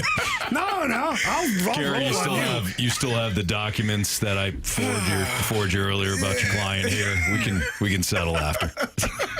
Anthony, quit picking on Jamie. Thank you. I don't even know where we're at anymore. Honestly, I feel like I've banged my head. Okay. This is a really good show today. Really good show. People are either going to love it or they're going to hate it. Yeah, we either gained a bunch of listeners or we lost a bunch of listeners. Yeah. And I think both are in play. Or there's a whole section of listeners that are just smacking their head off the wall because they can't make sense of any of this either. Yeah. It's a nice tribute to Anthony. Yes. Sure is. Smack my face right off that poolside. And this desk. You did. You rocked the hell out of this desk one day. Thank you. Yeah. Did you hear the audio to that? No. It's unbelievable. Is it? It's unbelievable. Jamie's talking all yours. Wham! I turned it into a song. Like power squatted up. You did, yeah. I did. I swear he was trying to put himself on the IR. I got right up, kept talking. He tried to act like nothing happened, but I think it was Meat and I. Or was it Meat or was it... No, Marsh was here. Yeah. And we stopped and looked like... Yeah. You just bang your head? Yeah. Yes, I did. Yep. I sure did. Yeah, it was the bounce back bed the next segment. That's right. Yeah. Nothing could beat Jamie working out with those bands that day, though. When the band snapped and it just kept going. And he just slightly adjusted and kept going with his curls. It's like, holy smokes, are you all right? Yeah, I'm good. It's a psychopath. Carey, it wasn't just like it just woke him up. It wasn't a tap. It was a full slap. And it was almost like he was angry at the band. I was. The audacity. So he's like, I'm not letting you get the best of me. I was like, you gonna break and slap me in the face? Didn't bother me. Didn't bother me. It was unbelievable. All right. Oh, man. Which team's non-QB offseason move will prove to be the best this season? That's next on 101 ESPN.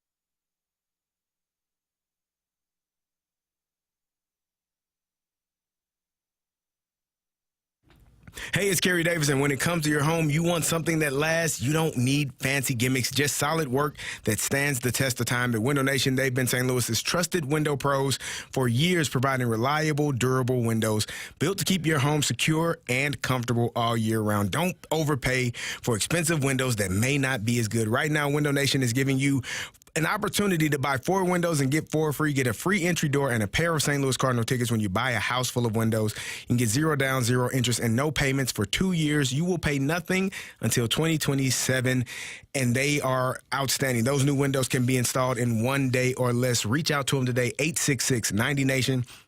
Or go online at windownation.com. They have a 96% customer satisfaction rating, over 45,000 5-star reviews, 1,500 colors and styles for you to choose from. You need to hurry. The sale ends June 30th. Again, that's buy 4, get 4 free, a free entry door, and a pair of St. Louis Cardinal tickets when you buy a house of windows, and 0 interest, 0 down, no payments for 2 full years. Call them today, 866-90Nation, or online at windownation.com.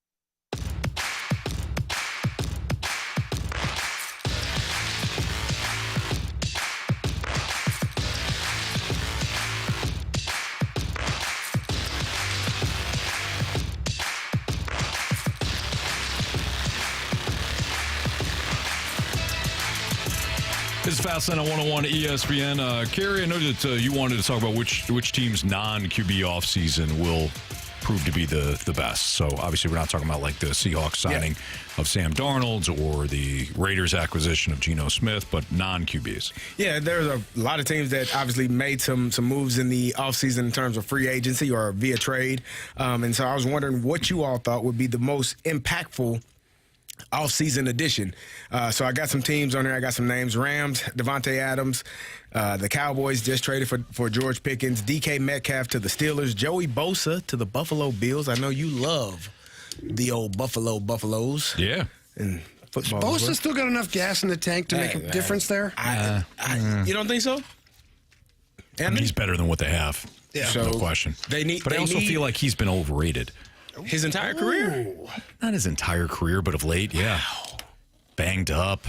Complaining about remember the one game the Chargers collapsed in Jacksonville. He went crazy. He went nuts when he absolutely should have been penalized. Like, yeah.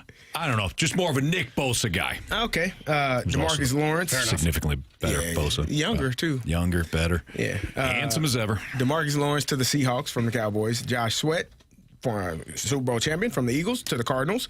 Commanders got Deebo Samuel, and the last one I put on there is Joe Thuney to the Bears. Not a sexy pick, but you always need offensive linemen, especially in the interior. So for me, as I was looking at it, I could be a homer and say DK Metcalf, but that would have been great if they kept George Pickens, which they did not, and I thought it was terrible. Deebo Samuel to the Commanders is the one that sticks out for me the most. Yeah. Because you add another element. You got a young quarterback. That is a team that we talked about yesterday, potentially upseeding, taking over that NFC East division where the Eagles are the powerhouse. You add a Deebo Samuel who, when healthy, one of the best players that you can have on an offense, can do so many things, whether it's running out of the backfield as a running back, line him up in the slot, line him up outside. You add him with a young quarterback, I think that could be something very special for those guys over in Washington. What about you, Jamie? That's the one right there. Deebo. Yeah, you give Jaden Daniels a little something extra there to work with. And, I mean, we saw last year what he was able to do, and that was a very surprising season from the Commanders. I can't speak for you guys, and I won't. I did not feel like that's the kind of season they were going to have. I thought it was going to be a bit of a bumpy road once again. No chance. They were, to me, with Deebo, I mean, that changes a lot of things. For me, it expands the playbook. Sure. Because he does all those things. He's a receiver, you can put him in the backfield, you can put him anywhere. Yeah. I want to go with a different player just because you guys have all gone Deebo, but adding him to Cliff Kingsbury's offense does add another dynamic to that offense. Like if Deebo Samuel wound up with kind of an Arthur Smith, right? Where you're like, you're not creative enough to use this player properly. Yeah. And I know that's a big dig at Arthur Smith because I mean it.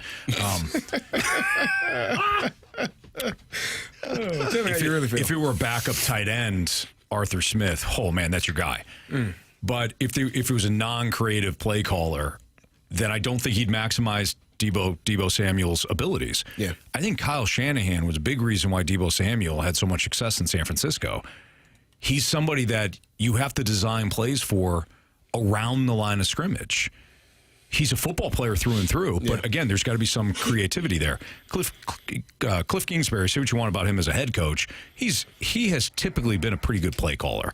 And last year I thought it was some of his best work, especially with the rookie quarterback. I know Jaden Daniels been all world, but there was a lot of creativity to that offense and how he utilized not only Jaden Daniels but the weapons he had. So I think the Kingsbury and Deebo Samuel mix is good. For me, what brought this about, I was thinking about last year, the additions. You had Saquon going to the Eagles. That obviously was the best offseason addition in football. You had Derrick Henry going to the Baltimore Ravens, another very successful offseason addition, and how it really, those two moves really impacted those rosters and those teams, those offenses specifically, to be much greater and harder to defend. So looking at it now, I'm just wondering who is going to be that player this upcoming season.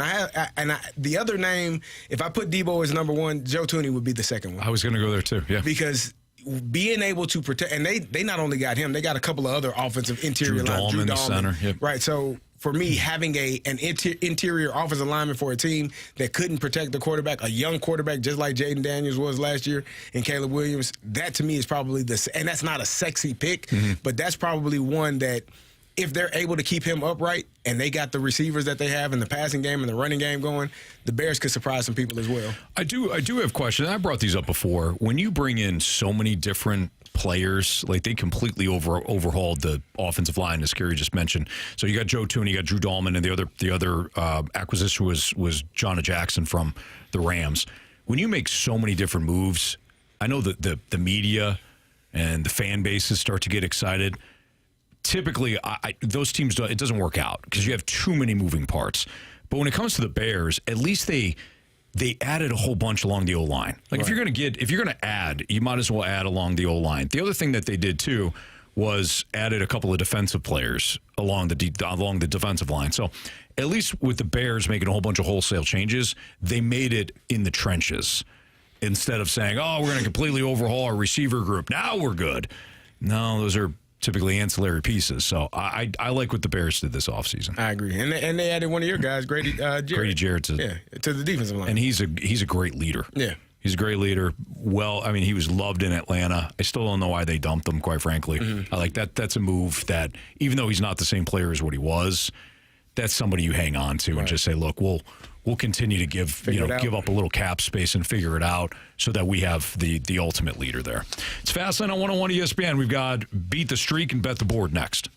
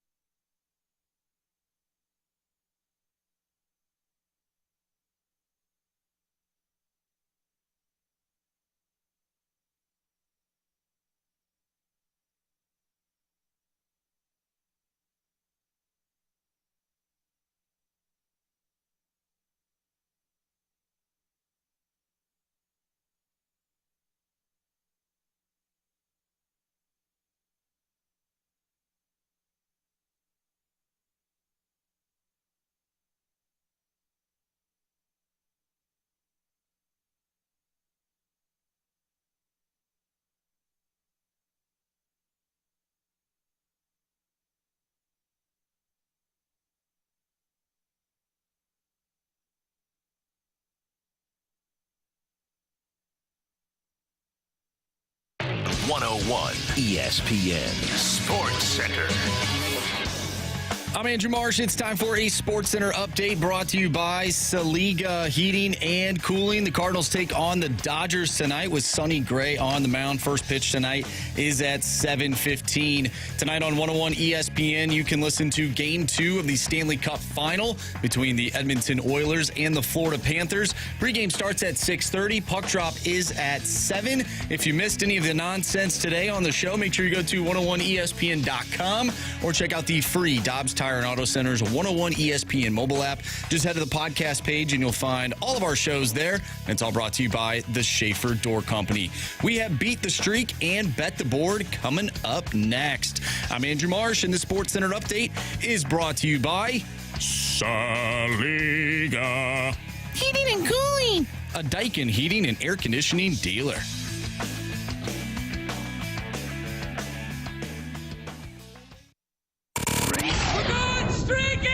I want to hit baseballs. All of my successes depend on me. You're ready to hit. The hits just keep on coming. And his first big league hit is a bullet up the middle.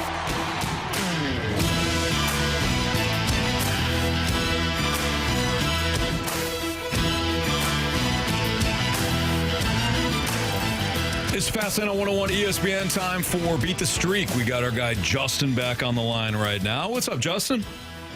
Hey, how's it going, guys? Going well, man. Appreciate you listening. Thanks for playing again. Marsh, what are our updated streaks? All right, so Carey leads the way with a streak of 5. Behind Carey is Jamie with a streak of 3. Yes. Anthony, you, Justin, and myself are all at 2. Okay. It's on me. You know it's on you. Shohei He does that all the time. Shohei Ohtani. Boy. Whatever. That guy, what has he ever done?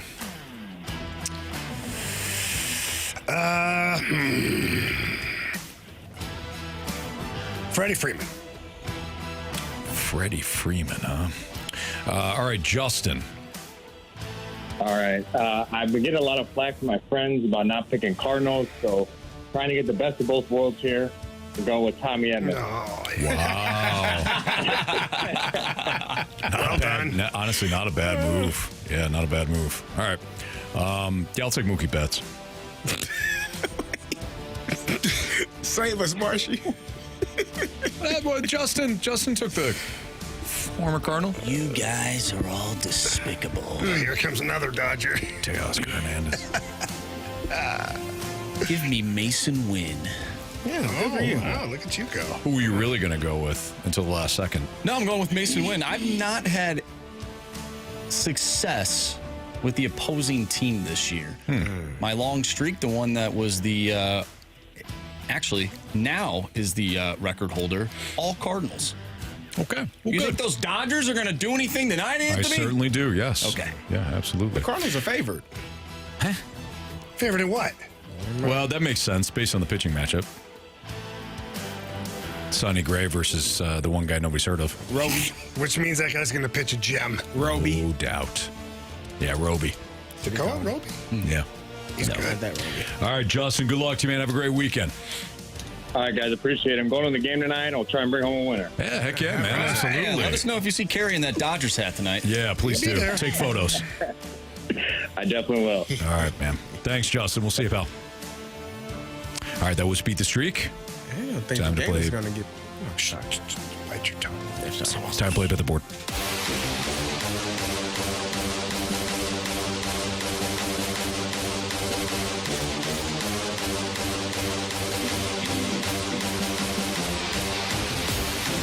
All right, Marsh. What are the latest standings in this puppy? All right, Anthony, you have 2 points. I have 2 points. Jamie gets on the board with the Cubs money line yesterday. Cubs. Wait, you and I only have 2? We only have 2. That's it. I thought we had 2 yesterday. Here he goes. He did. Look at this. No, you had one. You had one. You had trips ones across the board. We had 1. Okay. Yeah, you do this all the time. I'm just you asking. try to bully Marshy into giving you extra points. I'm just. No wonder he went 2 months. I make in a an row. accident one time. Yeah, yes, and he'll make you pay for it for the next decade. For the rest of your life. I'm sorry. I thought this was. That's different.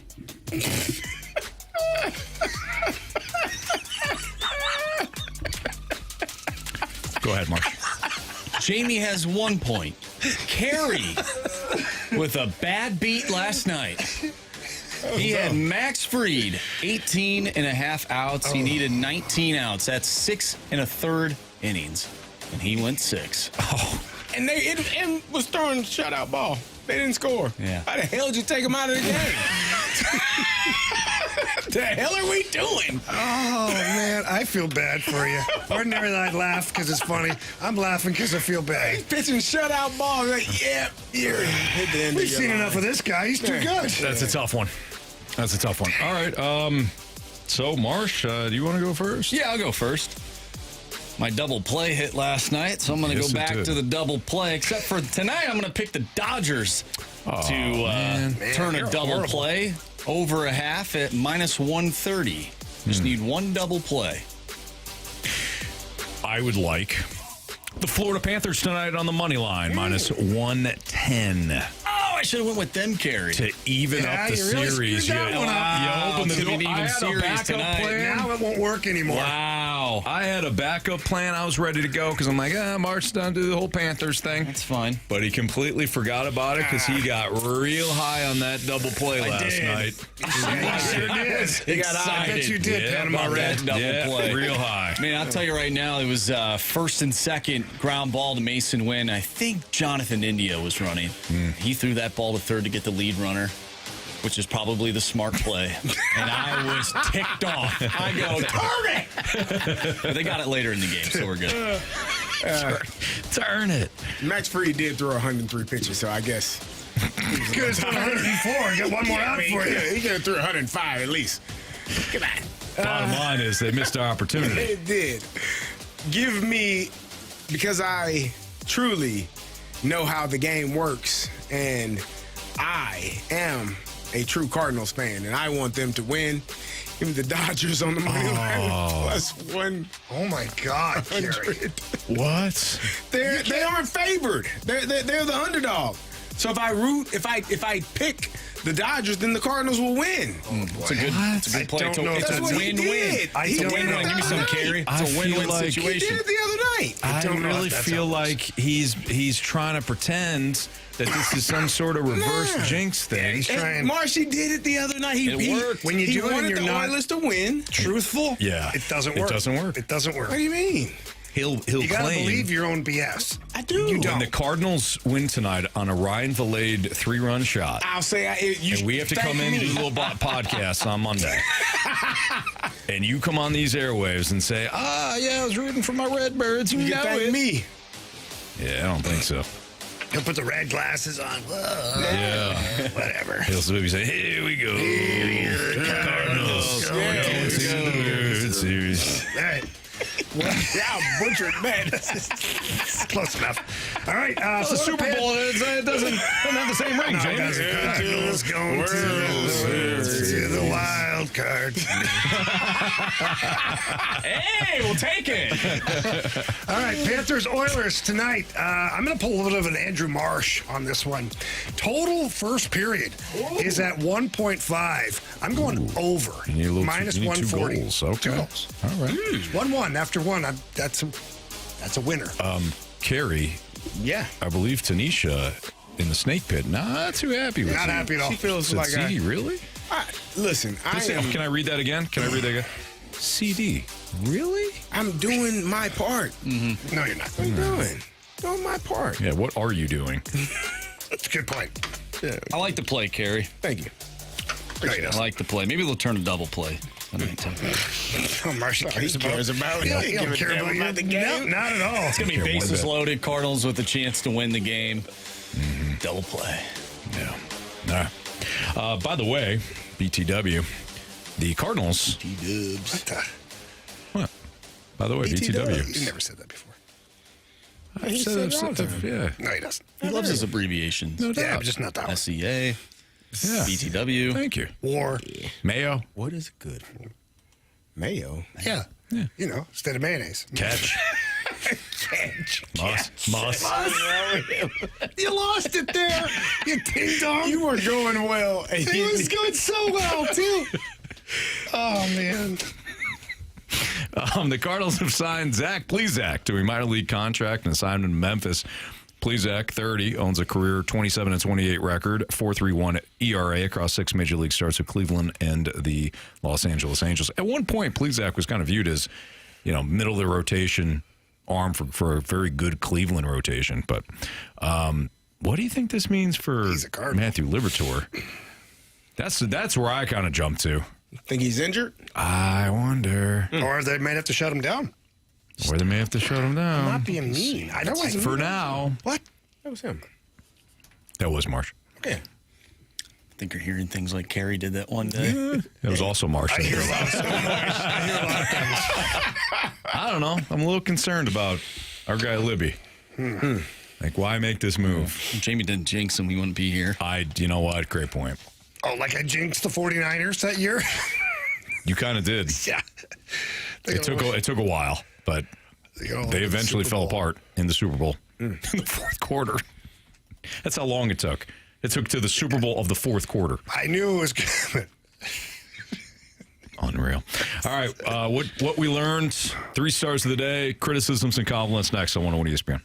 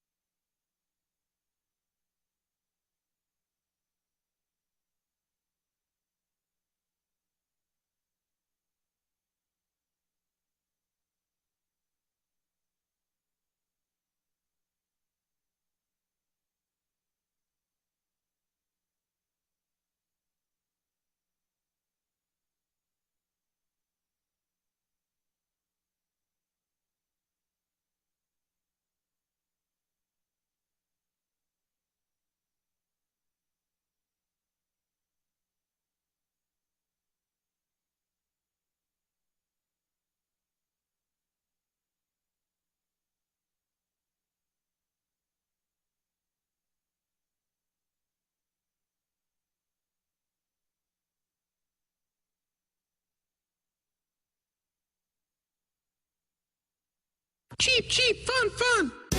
It's Friday, and most everybody's off work at this point. Maybe you're headed home. Take a little detour. Head over to see my friends over at Dirt Cheap and get dirty this weekend. They've got so many great deals going on. Tons of beer on sale. The Busch Light, Modelo, Corona, High Noons, Cutwater, Twisted Tea, Banana Rocket Whiskey, too. That's a brand new one. You're going to love that one. And, of course, they've got a lot of great bourbon selections available over there. And I say it all the time.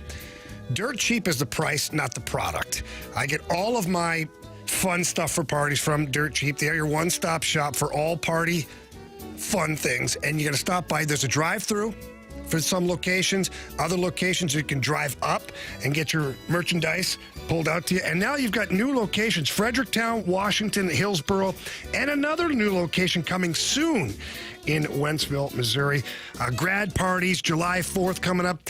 Heck, just a Saturday. You're sitting by the pool. Sunday, maybe by the pool again. Head over to Dirt Cheap. Get all of your fun beers and wines and liquors, all that stuff. So please visit my friends over at Dirt Cheap. Remember to have fun this weekend, but be careful out there.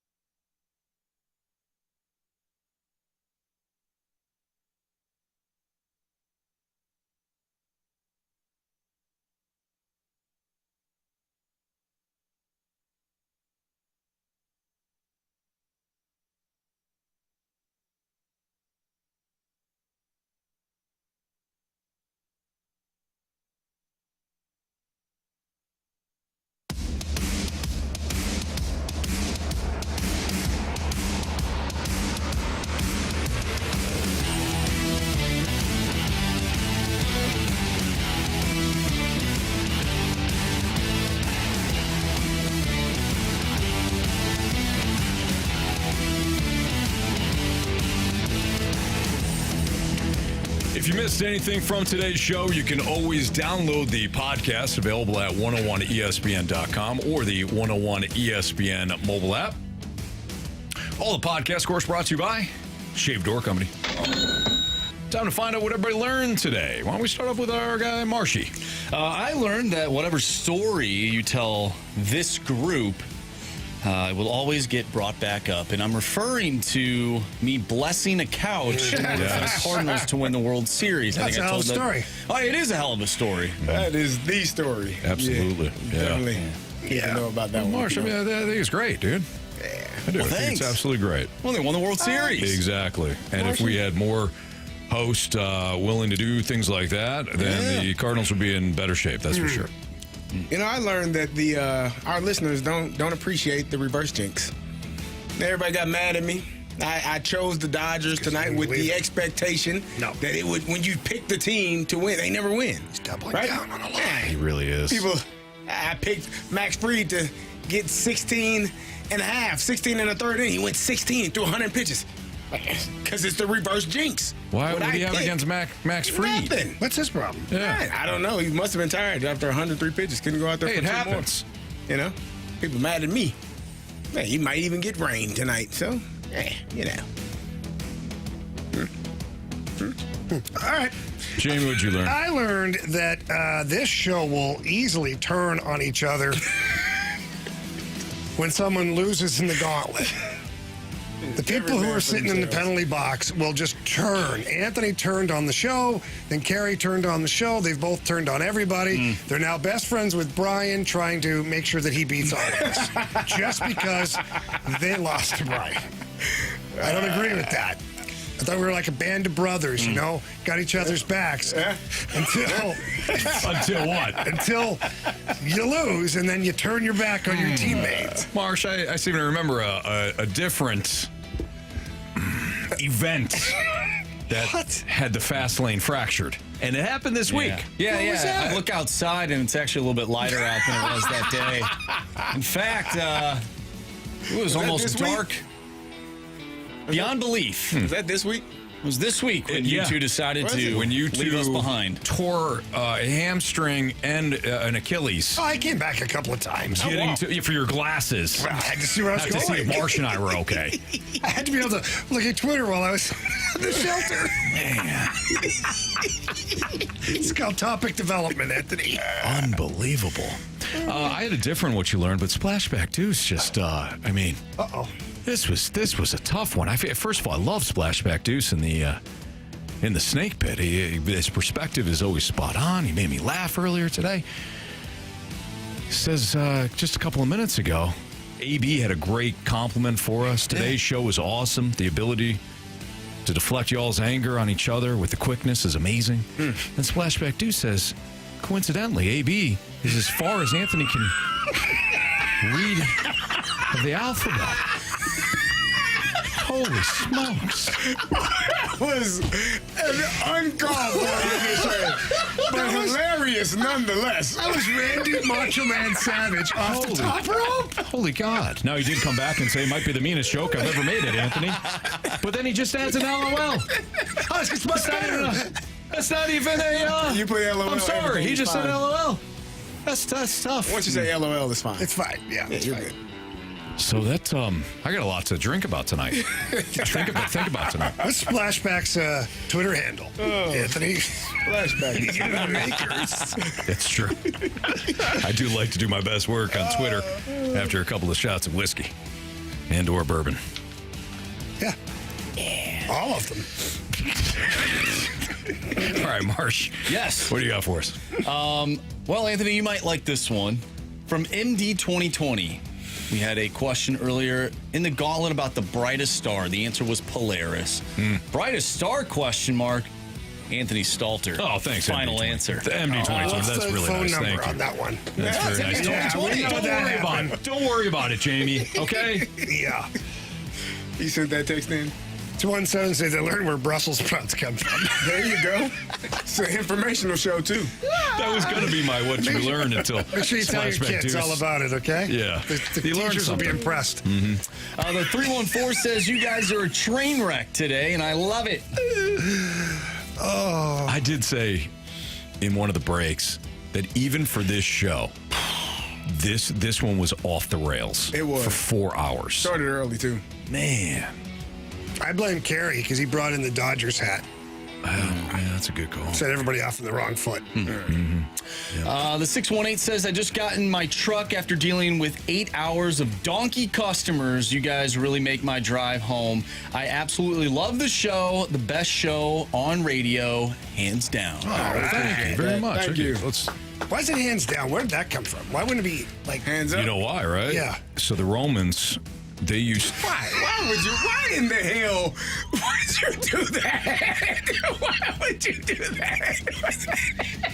Why would you give him another chance to do this? We're teaching people. See what the Romans used to do. Anytime the Romans need to make a big decision, they would say either, hands right, hands left, or hands down. And when you're absolutely emphatic about something, you of course go hands down. Then why do we lift our hands up now when we approve things? No, that's only in like concerts and stuff, like on roller go coasters. up. Carey wouldn't know. You don't ride them. I don't ride them. And they stay there. Yeah.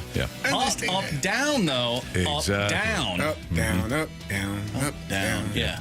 Okay. Hands down. That was a Romans thing. Yeah. People forgot about it, though, because the Roman Empire ceases to exist and was lost in history. Exactly. Thank Except you, for there's Marcia. only a few people in the world that Yeah, actually but they get know those that hieroglyphics on the wall that tell you all the stories you need. Yeah, it was Anthony's actually, he drew those. He traveled back in time. Jamie, I don't think those were the Romans. It was. How do you think they built those pyramids? Those Romans are hard workers. Different. Okay. All right. It's time for the Fastlane's 3 Stars of the Day. Presented by Circus Sports Illinois. Sports betting the way it should be. Why don't you give yourself a damn star for transitioning? He just said screw it. He was the Grammys right there. Just play the music. Our third star of the day goes out to sports trivia on the radio. Some people think it's stupid, but not us. Yes. Not us. Yes. Well said. I think it's good radio, personally. Yeah. Second star of the day goes out to Derek the Landscaper, also known as Big D in the Weeds. In the Weeds, that's right. This is best work on the weekend. Yep. And our first star of the day goes out to the bait that Anthony loves taking. Oh, big shiny lure. Can't help himself. Every time I think Carey, Carey's open to hearing about advanced statistics. Let's teach him a little something. No, thank you. Oh, wow. No, thank you. About advanced statistics. I'm not listening. I'm insulting my friend like that. Thank you, Jamie. We insult each other for 4 hours every day, both on air and in commercial breaks. Across the line. Called you a name. He called you a name and you wouldn't even answer him. No, I didn't. Right before we got on air, Jamie goes, what's coming up next? And then a not so flattering name directed at me. And How do you know I was talking to you? You were looking right at him. You looked right at me. Could have been talking to Carey or Marcy. Well, you did say, what did you tease? Blank bag? And I didn't look at you. And then right before we came back on, I just said, I'm not answering to that. Gosh. Yeah. All right, boys. Tonight, Oilers-Panthers pregame at 6:30. That follows an instant replay from 6 to 6:30. So we do have the game for you. Feel free to tune in for Game 2 tonight between the Oilers and the Panthers. We also have the Thunder and Pacers Game 2 for you, which doesn't occur until tomorrow night, which is weird. Okay, Jamie. For Jamie Rivers, Fran Jamarsh, for Carey Davis, I'm Anthony Stalter. Everybody have a great weekend. See you.